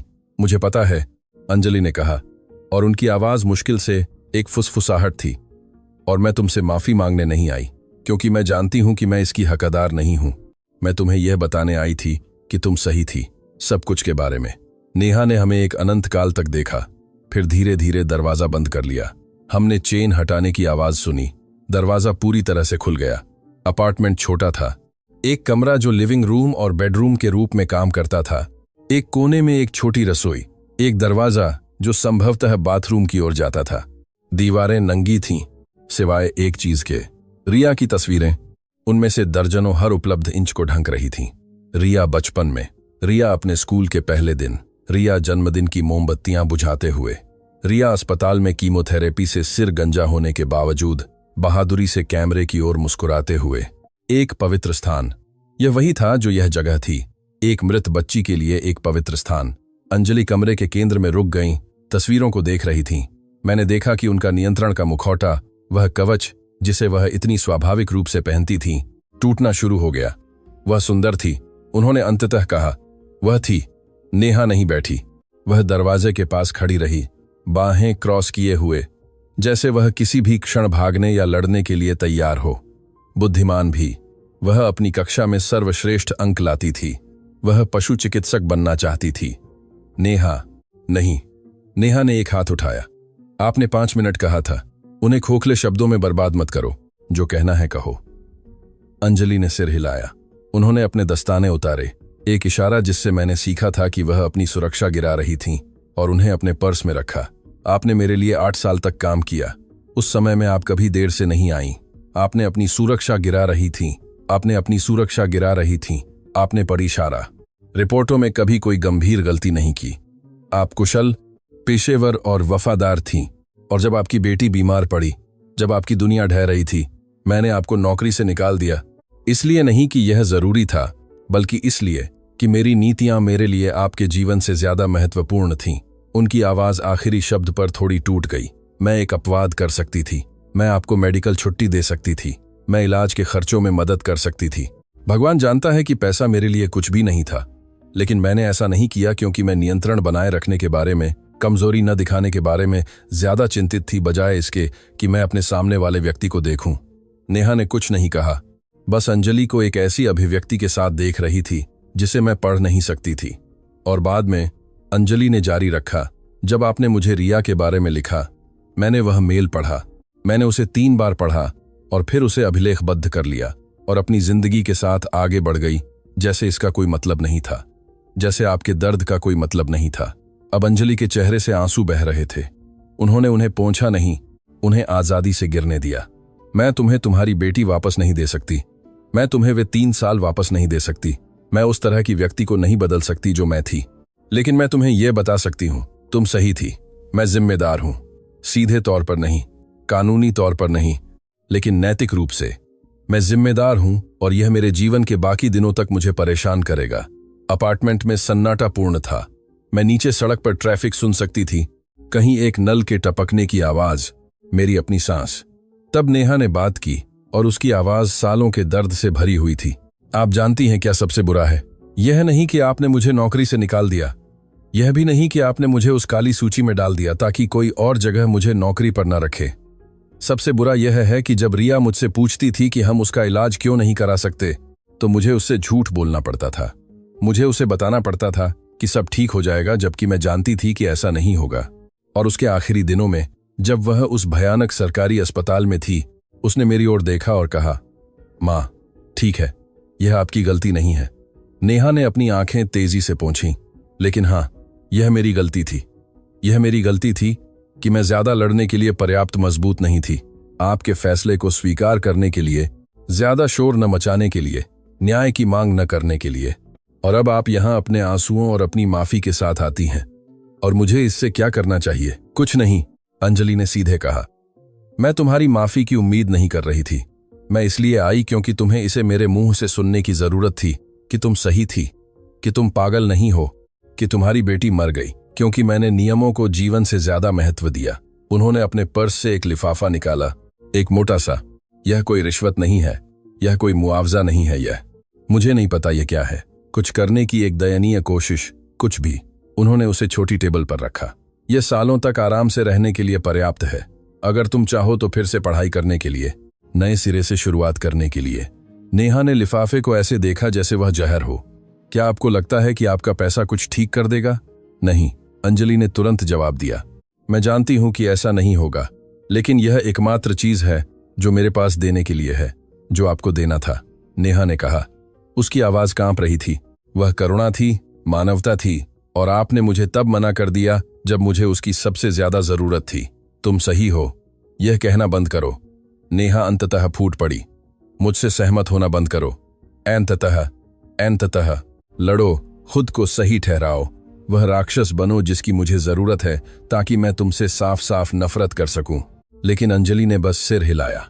मैं ऐसा नहीं करूंगी, क्योंकि तुम पहले ही बहुत दर्द उठा चुकी हो। मैं अपने अहंकार का बोझ भी नहीं डालूंगी। नेहा तब टूट गई। वह शाब्दिक रूप से टूट गई, घुटनों के बल गिर गई। सिसकियां उसके पूरे शरीर को हिला रही थीं, और मुझे पूरी तरह से आश्चर्यचकित करते हुए अंजलि उसके बगल में घुटनों के बल बैठ गईं।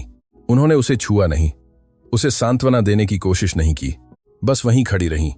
इस भयानक अपार्टमेंट के फर्श पर घुटनों के बल बैठी इस महिला के साथ रो रही थीं, जिसकी जिंदगी उन्होंने बर्बाद कर दी थी।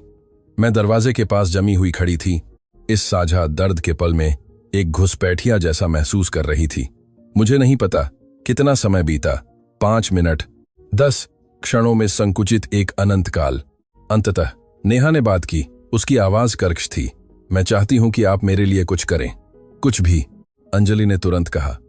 मैं चाहती हूं कि आप रिया के नाम पर उन परिवारों के लिए एक कोष बनाएं जो अपने बच्चों के चिकित्सा उपचार का खर्च वहन नहीं कर सकते, और मैं इसमें शामिल होना चाहती हूं। मैं हर आवेदन को मंजूरी देना चाहती हूं। मैं यह सुनिश्चित करना चाहती हूं कि किसी और मां को काम करने और अपने बच्चे को बचाने के बीच चयन न करना पड़े। अंजलि ने ऊपर देखा। उनकी आंखें लाल लेकिन स्पष्ट थीं। मैं ऐसा करूंगी। मैं आपको अपना शब्द देती हूं। आपका शब्द मेरे लिए कुछ भी नहीं है। नेहा ने कड़वाहट से कहा। लेकिन आप फिर भी ऐसा करेंगी, क्योंकि अगर आप नहीं करती तो मैं हर अखबार, हर टीवी चैनल, हर मंच पर जाऊंगी जो मुझे सुनेगा, और उन्हें यह कहानी बताऊंगी। आपको मुझे धमकी देने की जरूरत नहीं है, अंजलि ने जवाब दिया। मैं ऐसा करूंगी क्योंकि यह सही है। और क्यों? वह हिचकिचाई। क्योंकि राजेश यही चाहता, और शायद अगर मैं पर्याप्त चीजें करती हूं जिन्हें वह मंजूर करता, तो किसी दिन मैं खुद को आईने में देखे बिना नफरत नहीं कर पाऊंगी। नेहा ने अंततः लिफाफा उठाया, उसे खोला। मैंने उसकी आंखों को राशि देखकर फैलते हुए देखा। यह 8 करोड़ है, अंजलि ने कहा। आपके लिए। रिया का कोष अतिरिक्त होगा। शुरुआत में 80 करोड़, साथ ही हर साल। क्यों? नेहा ने फुसफुसाया। क्योंकि यह सब कभी नहीं होना चाहिए था, और हालांकि मैं अतीत को नहीं बदल सकती, मैं यह सुनिश्चित कर सकती हूं कि भविष्य अलग हो। हम थोड़ी देर बाद चले गए। नेहा हमें दरवाजे तक नहीं छोड़ने आई, बस अपने अपार्टमेंट के फर्श पर बैठी रही, लिफाफा पकड़े हुए, और अपनी बेटी की तस्वीरों को देखती रही। वापसी में कार में हम दोनों ने पहले 10 मिनट तक बात नहीं की। फिर अंजलि ने सन्नाटा तोड़ा। धन्यवाद। क्यों? मैंने पूछा। मुझे ऐसा करने के लिए, मजबूर करने के लिए, मुझे भागने न देने के लिए, बिल्कुल वही होने के लिए जिसकी मुझे जरूरत थी, हालांकि मैं उसे नहीं चाहती थी। क्या यह इसके लायक था? मैंने पूछा। क्या आपको बेहतर महसूस हो रहा है? नहीं, उनका जवाब तुरंत था। मुझे बुरा महसूस हो रहा है, क्योंकि अब यह वास्तविक है। पहले यह सिर्फ कुछ था जिसे मैंने अपने दिमाग में अभिलेखबद्ध कर लिया था। अब यह एक वास्तविक व्यक्ति है, जिसके साथ वास्तविक दर्द है, जो मैंने पैदा किया, और मुझे उसके साथ जीना होगा। ठीक है, मैंने धीरे से कहा, क्योंकि यही बदलाव की शुरुआत है। बेहतर महसूस करना नहीं, बल्कि ज्यादा महसूस करना। अंजलि ने मुझे कुछ ऐसी नजर से देखा जो सम्मान या शायद कृतज्ञता हो सकती थी। यह जानना मुश्किल था। राजेश भी कुछ ऐसा ही कहते थे। उन्होंने बुदबुदाया। वह कहते थे कि मैंने खुद को दर्द से बचाने के लिए इतनी ऊंची दीवारें बनाई थीं कि मैंने खुद को खुशी से भी रोक लिया था, कि मैंने ज्यादा महसूस करने के बजाय कम महसूस करना चुना था। और अब उन्होंने खिड़की से शहर की ओर देखते हुए कहा, जिसका वह लगभग मालिकाना हक रखती थीं, मुझे बहुत ज्यादा महसूस हो रहा है, और यह डरावना है। उस रात जब मैं अपने कार्यालय में काम कर रही थी, रोहन दरवाजे पर दिखाई दिया।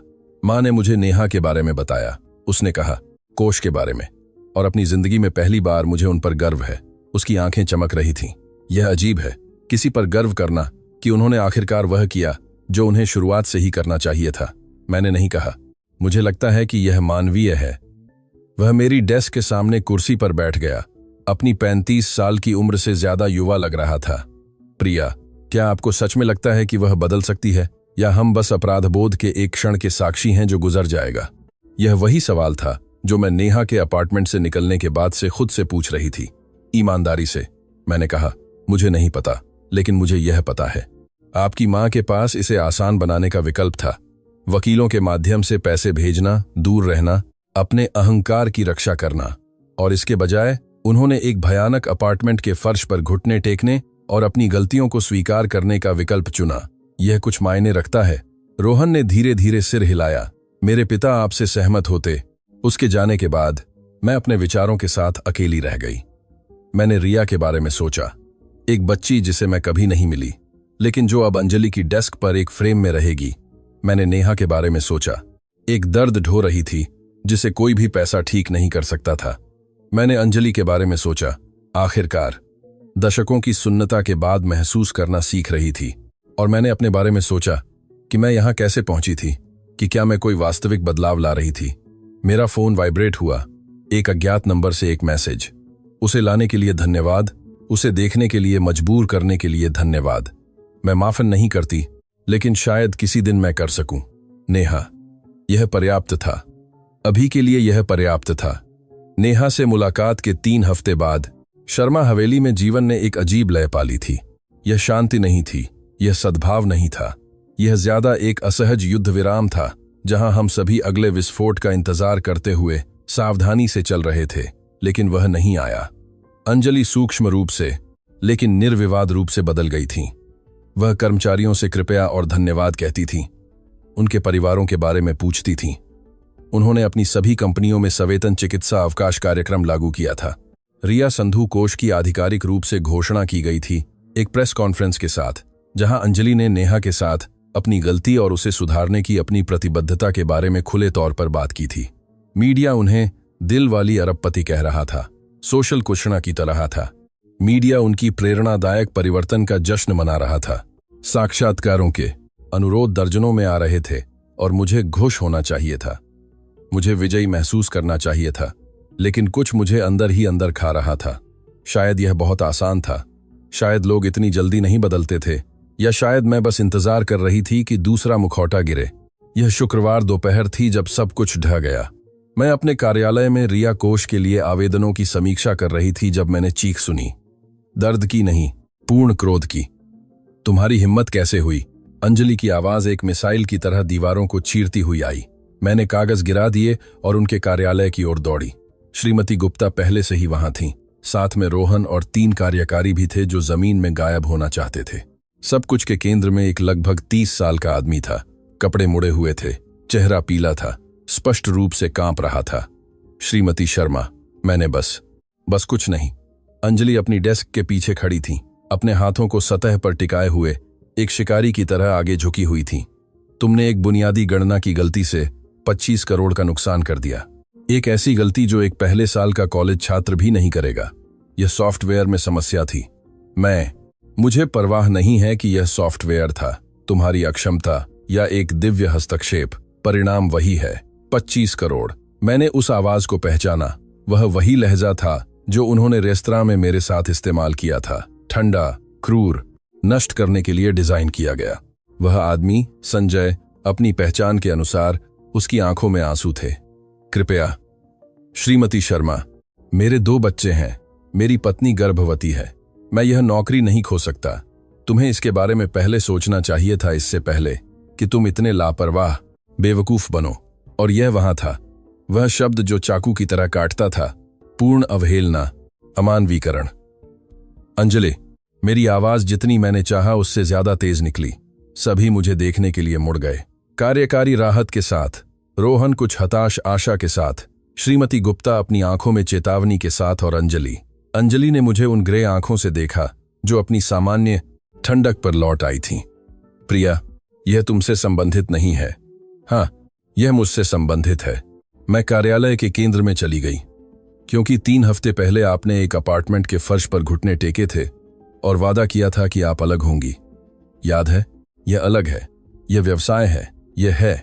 मैं और पास गई, क्योंकि यह बिल्कुल वैसा ही लग रहा है जैसा आप पहले बात करती थीं जब आपने नेहा को नौकरी से निकाला था, जब आपने मेरा करियर बर्बाद किया था, जब आपने मुझसे मिलने से पहले 2 वेटरों को रुला दिया था।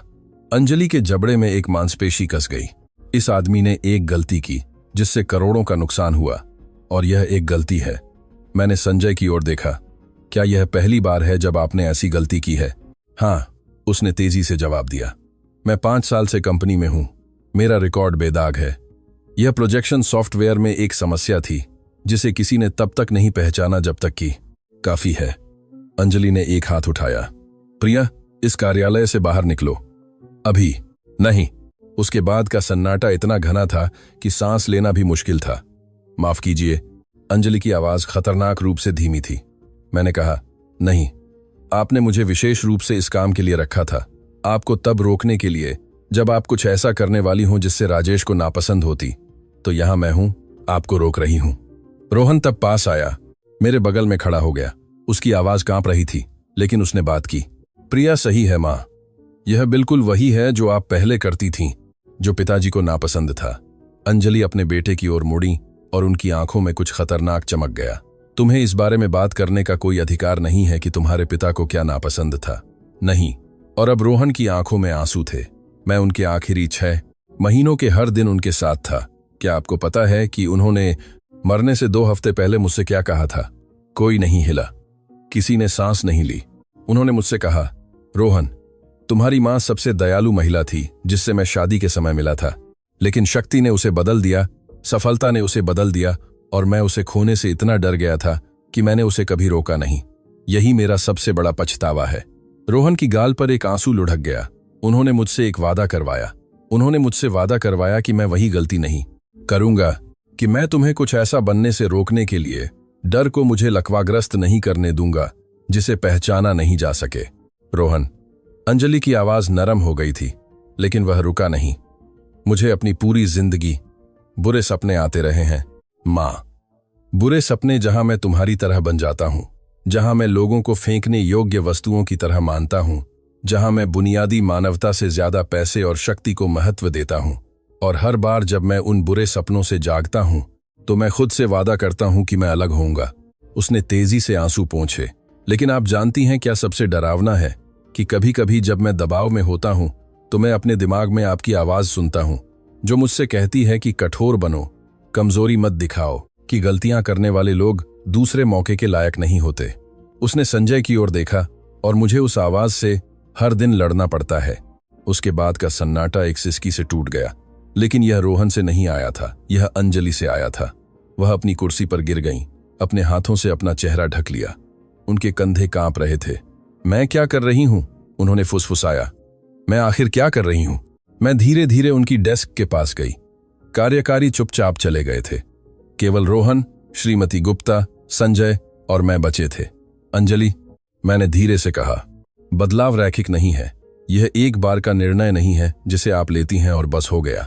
यह एक ऐसा चुनाव है जिसे आपको बार बार करना पड़ता है, खासकर जब आप तनाव में हो, जब आपको डर लग रहा हो, जब आपको लगे कि आप नियंत्रण खो रही हैं। उन्होंने ऊपर देखा। उनका मेकअप फैल गया था। वह कमजोर, मानवीय लग रही थीं। मुझे बहुत डर लग रहा था। उन्होंने स्वीकार किया। 25 करोड़, यह जिम्मेदारी है, यह टूटा हुआ विश्वास है, और मेरी पहली प्रवृत्ति नष्ट करना थी, क्योंकि मैं यही करना जानती हूं।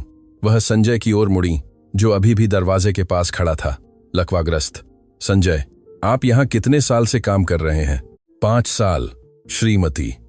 और उन 5 सालों में आपने कितनी बार उम्मीदों से ज्यादा प्रदर्शन किया है? मैंने बहुत बार। मुझे लगता है मेरी समीक्षाएं हमेशा उत्कृष्ट रही हैं।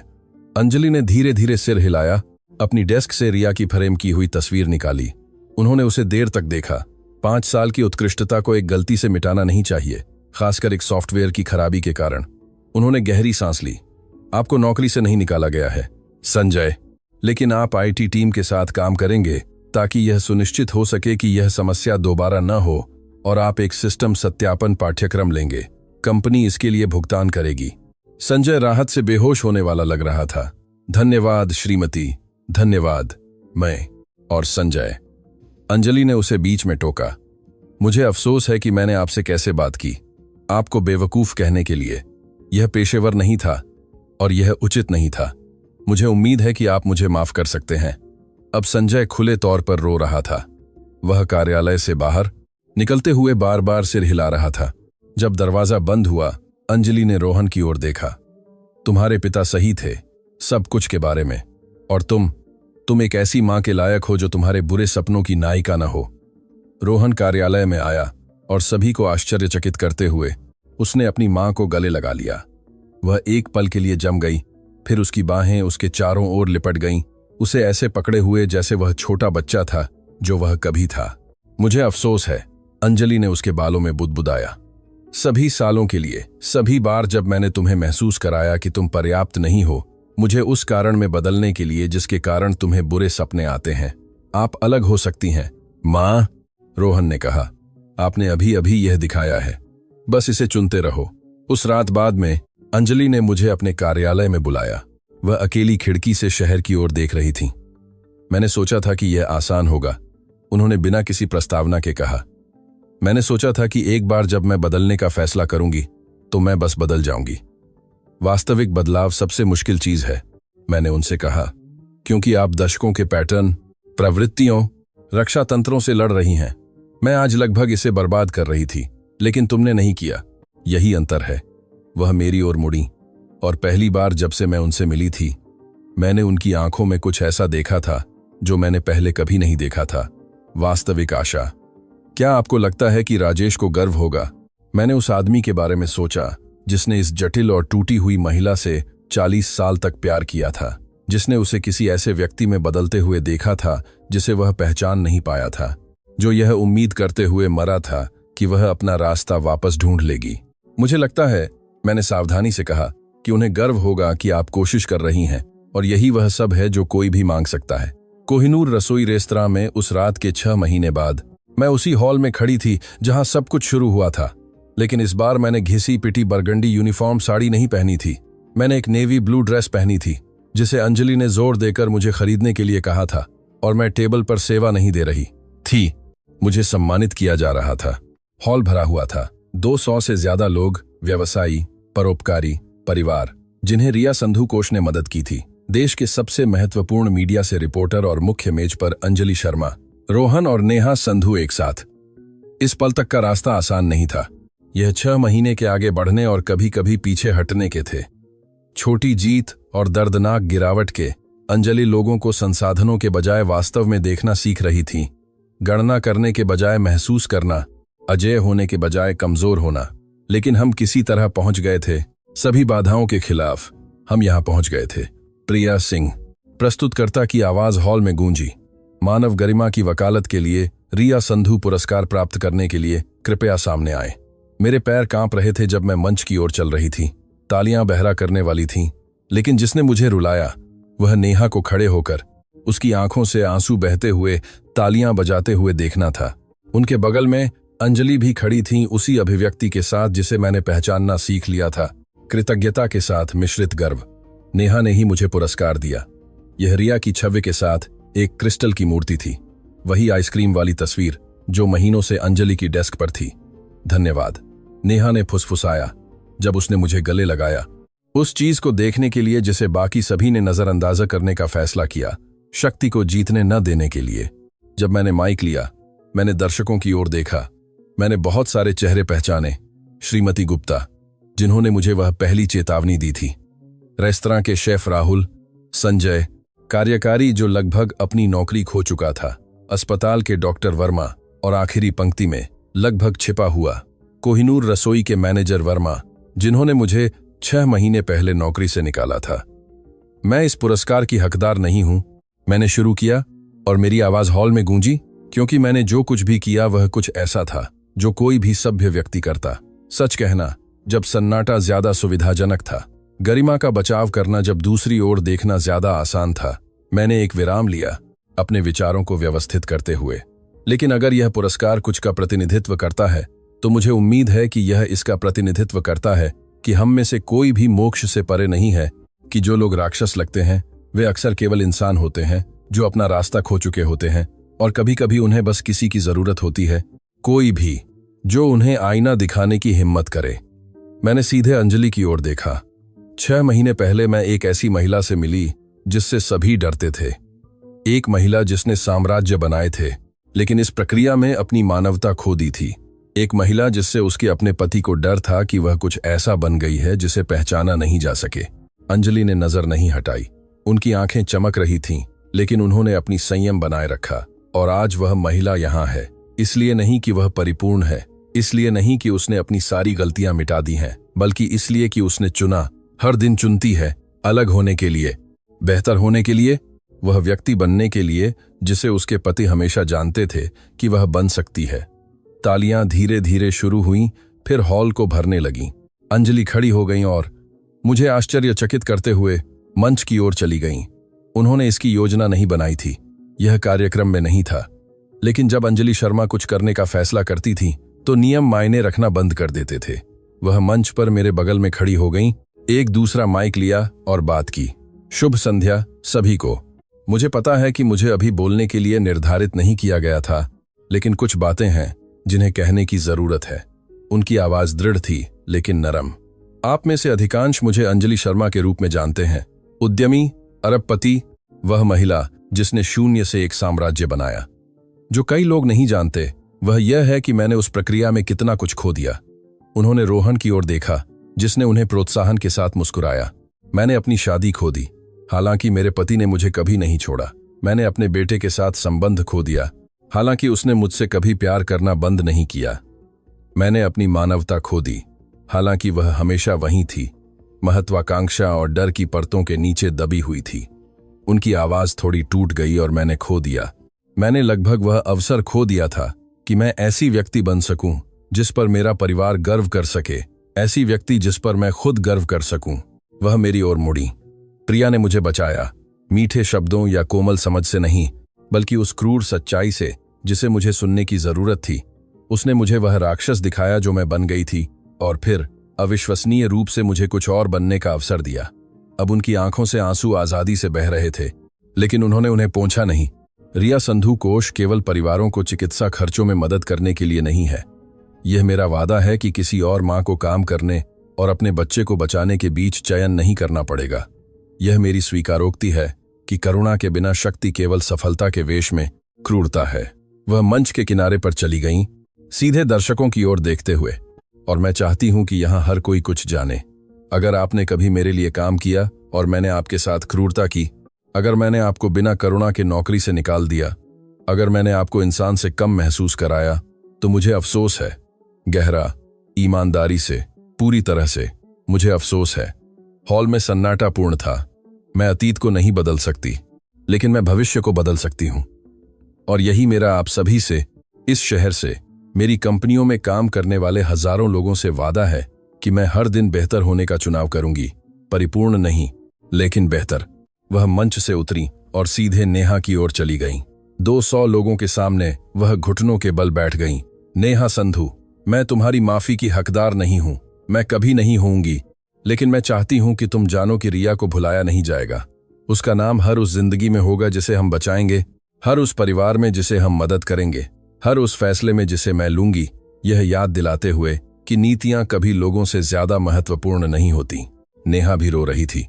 अब वह अंजलि के सामने घुटनों के बल बैठ गई, उनके हाथ पकड़े हुए। आप मेरी बेटी को वापस नहीं दे सकती, नेहा ने कहा। उसकी आवाज कांप रही थी। लेकिन आप यह सुनिश्चित कर सकती हैं कि उसकी मौत व्यर्थ न जाए, और आप ऐसा कर रही हैं। तो हाँ अंजलि, मैं आपको माफ करती हूं। इसलिए नहीं कि आप इसकी हकदार हैं, बल्कि इसलिए कि रिया ऐसा चाहती। वह हमेशा माफ करती थी। वे तब गले मिले। 2 महिलाएं त्रासदी से जुड़ी हुई थीं, लेकिन राख से कुछ सुंदर बनाने का चुनाव कर रही थीं। उस हॉल में कोई आंख सूखी नहीं थी। रोहन बाद में मंच पर आया। उसकी आवाज भावना से कर्कश थी। मेरे पिता राजेश शर्मा ने 40 साल तक एक जटिल महिला से प्यार किया। उन्होंने मुझे सिखाया कि सच्चा प्यार लोगों को तब छोड़ना नहीं है जब वे मुश्किल हों। इसका मतलब है एक आईना पकड़े रहना, ताकि वे खुद को देख सकें। और अगर वे देखने से इनकार करते हैं, तो इसका मतलब है कि दूर जाने का साहस होना। उसने अपनी मां की ओर देखा। प्रिया ने वह किया जो मेरे पिता हमेशा चाहते थे कि मैं करूं, लेकिन मैं बहुत डरा हुआ था। उसने आईने को मजबूती से पकड़े रखा जब तक मां के पास देखने के अलावा कोई विकल्प नहीं बचा। और पिताजी, आप जहां भी हों, मैं चाहता हूं कि आप जानें। उसने ऐसा कर दिया। मां ने अपना रास्ता वापस ढूंढ लिया। समारोह के बाद जब हॉल धीरे धीरे खाली हो रहा था, मैं बालकनी में शहर को देखती हुई पाई गई। रोशनी जमीन के सितारों की तरह चमक रही थी। कहीं ना कहीं वहां परिवार शांति से सो रहे थे, क्योंकि रिया कोष ने उनके इलाज का भुगतान किया था। कर्मचारी बिना डर के काम पर जा रहे थे, क्योंकि उनके मालिकों ने सीखा था कि मानवता मुनाफे से ज्यादा मायने रखती है। खूबसूरत नजारा है ना? मैं मुड़ी। अंजलि वहां 2 शैंपेन के गिलास के साथ थीं। यह है, मैंने एक गिलास लेते हुए सहमति व्यक्त की। नेहा ने मुझसे अपने अगले प्रोजेक्ट की संरक्षक बनने के लिए कहा है, अंजलि ने धीरे से कहा। वह रिया के बारे में, दुख के बारे में, माफी के बारे में एक किताब लिख रही है। और मैंने उससे कहा कि हाँ, और मैं अपने सभी संपर्कों का उपयोग यह सुनिश्चित करने के लिए करूंगी कि यह प्रकाशित हो, कि यह उन सभी लोगों तक पहुंचे जिन्हें यह सुनने की जरूरत है कि दर्द आपको परिभाषित नहीं करता, कि आप कुछ सुंदर बना सकते हैं, यहां तक कि सबसे विनाशकारी नुकसान से भी। हमने एक पल के लिए चुपचाप पिया। प्रिया, मुझे तुमसे कुछ पूछना है। क्या? तुमने वास्तव में ऐसा क्यों किया? तुमने सब कुछ क्यों दांव पर लगाया? अपनी नौकरी, अपना भविष्य, अपनी सुरक्षा, एक ऐसी महिला का सामना करने के लिए जो तुम्हें तबाह कर सकती थी। मैंने रेस्तरां में उस रात के बारे में सोचा, गिलास के टूटने के बारे में, सुरक्षा पर गरिमा चुनने के निर्णय के बारे में, क्योंकि मैंने अंततः कहा, मैंने बहुत बार देखा था कि कैसे शक्ति अच्छे लोगों को कुचल देती है। मैंने उन मालिकों के लिए काम किया था जिन्होंने कर्मचारियों को फेंकने योग्य वस्तुओं की तरह माना था। मैंने सहकर्मियों को शौचालयों में रोते देखा था, क्योंकि पैसे वाले किसी ने फैसला किया था कि उनकी भावनाओं का कोई मायने नहीं रखता। मैंने अंजलि की ओर सीधे देखा और मैं थक गई थी। अदृश्य होने से थक गई थी। इस बात से थक गई थी कि हम जैसे लोगों को दुर्व्यवहार स्वीकार करना पड़ता था, क्योंकि हमें नौकरियों की जरूरत थी। एक ऐसी दुनिया से थक गई थी जहां पैसा क्रूर होने का अधिकार खरीदता था। तो आपने इसे बदलने का फैसला किया। मैंने कोशिश करने का फैसला किया। मुझे नहीं पता था कि यह काम करेगा। ईमानदारी से मुझे तबाह होने की उम्मीद थी। अंजलि मुस्कुराई, एक वास्तविक गर्म मुस्कान। आप जानती हैं, राजेश कहते थे कि सबसे बहादुर लोग वे नहीं होते जिन्हें डर नहीं होता, वे होते हैं जिन्हें डर लगता है लेकिन फिर भी कार्य करते हैं। आप वह व्यक्ति हैं, प्रिया। मैंने बस वही किया जो किसी को भी करना चाहिए, लेकिन वे नहीं करते। यही तो बात है। अधिकांश लोग सुरक्षा चुनते हैं, सन्नाटा चुनते हैं, दूसरी ओर देखना चुनते हैं। आपने राक्षस का सामना करना चुना। वह पूरी तरह से मेरी ओर मुड़ी। इसलिए मैं तुम्हें कुछ देना चाहती हूं, अपनी बॉस के रूप में नहीं, अपनी पार्टनर के रूप में। मेरा दिल तेजी से धड़का। मैं रिया कोष का विस्तार करने के बारे में सोच रही हूं, इसे एक पूर्ण फाउंडेशन में बदलने के लिए। एक ऐसा जो केवल चिकित्सा खर्चों में मदद नहीं करेगा, बल्कि श्रम नीतियों में बदलाव, कर्मचारियों के लिए सुरक्षा, कॉर्पोरेट जिम्मेदारी की भी वकालत करेगा। और मुझे इसे चलाने के लिए किसी ऐसे व्यक्ति की जरूरत है जिसे पता हो कि शक्ति के दूसरी ओर होना कैसा लगता है। अंजलि, मेरे पास अनुभव नहीं है। आपके पास अनुभव से बेहतर कुछ है। आपके पास दृढ़ विश्वास है, आपके पास साहस है, और आपके पास उन लोगों का विश्वास है जिनकी हम मदद करना चाहते हैं, क्योंकि वे जानते हैं कि आप उनमें से एक हैं। उन्होंने अपना हाथ बढ़ाया। क्या कहती हो, प्रिया? क्या तुम मेरे साथ दुनिया बदलना चाहती हो? मैंने उनका बढ़ाया हुआ हाथ देखा। 6 महीने पहले यह महिला मेरी दुश्मन थी। मेरा बुरा सपना, शक्ति और विशेषाधिकार के साथ सब कुछ गलत का प्रतीक थी।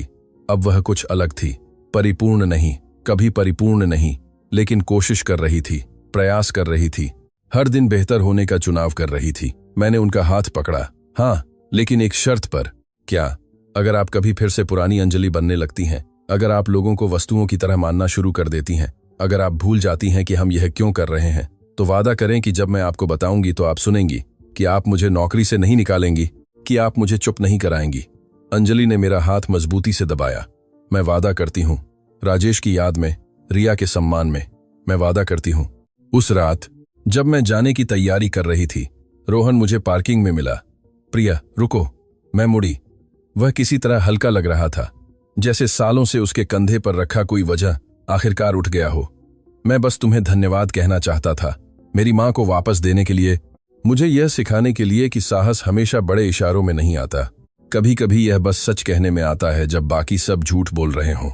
तुम्हारे पिता को तुम पर गर्व होगा, रोहन, तुम दोनों पर। वह मुस्कुराया, एक मुस्कान जो अंजलि की मुस्कान से बहुत मिलती जुलती थी जब वह वास्तविक होती थी। मुझे पता है, और मुझे लगता है कि मैं आखिरकार बुरे सपनों के बिना सो सकता हूं। उस रात अपनी कार में घर जाते हुए, अब सार्वजनिक परिवहन में नहीं, मैंने उन सभी चीजों के बारे में सोचा जो 6 महीनों में बदल गई थी।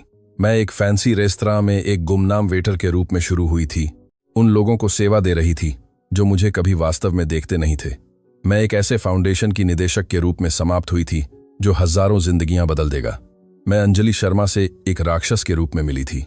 अब मैं उन्हें एक जटिल इंसान के रूप में जानती थी जो अपना रास्ता खो चुकी थी, लेकिन उसे फिर से खोजने का साहस पाया था। और मैंने कुछ मौलिक सीखा था कि वास्तविक बदलाव संभव है। आसान नहीं, तेज नहीं, परिपूर्ण नहीं, लेकिन संभव है। जब लोग आईने में देखने को तैयार होते हैं, जब वे अपनी गलतियों को स्वीकार करने को तैयार होते हैं, जब वे बार बार बेहतर होने का चुनाव करने को तैयार होते हैं। उस रात सोने से पहले मुझे अंजलि का एक मैसेज मिला। राजेश, सब कुछ के बारे में सही था, लेकिन विशेष रूप से इसके बारे में। सही लोग ठीक उसी समय आते हैं जब आपको उनकी जरूरत होती है। आने के लिए धन्यवाद प्रिया, रुकने के लिए, मेरे साथ हार न मानने के लिए जब यह आसान होता। मैंने बस जवाब दिया। बदलने को तैयार होने के लिए धन्यवाद, यह सब में सबसे मुश्किल है। और जब मैंने अपनी आंखें बंद की, मैंने रिया संधू के बारे में सोचा। एक बच्ची जिसे मैं कभी नहीं मिली, लेकिन जिसने सब कुछ बदल दिया था, जिसकी आइसक्रीम वाली तस्वीर में मुस्कान मुझे हमेशा याद दिलाएगी कि हर नीति के पीछे, हर निर्णय के पीछे, हर कार्रवाई के पीछे वास्तविक जीवन है। वास्तविक लोग हैं जो देखे जाने, मूल्यवान समझे जाने, गरिमा के साथ व्यवहार किए जाने के लायक हैं। और अगर एक वेटर और एक अरबपति एक साथ यह सबक सीख सकते हैं, तो शायद, बस शायद दुनिया भी कर सकती है।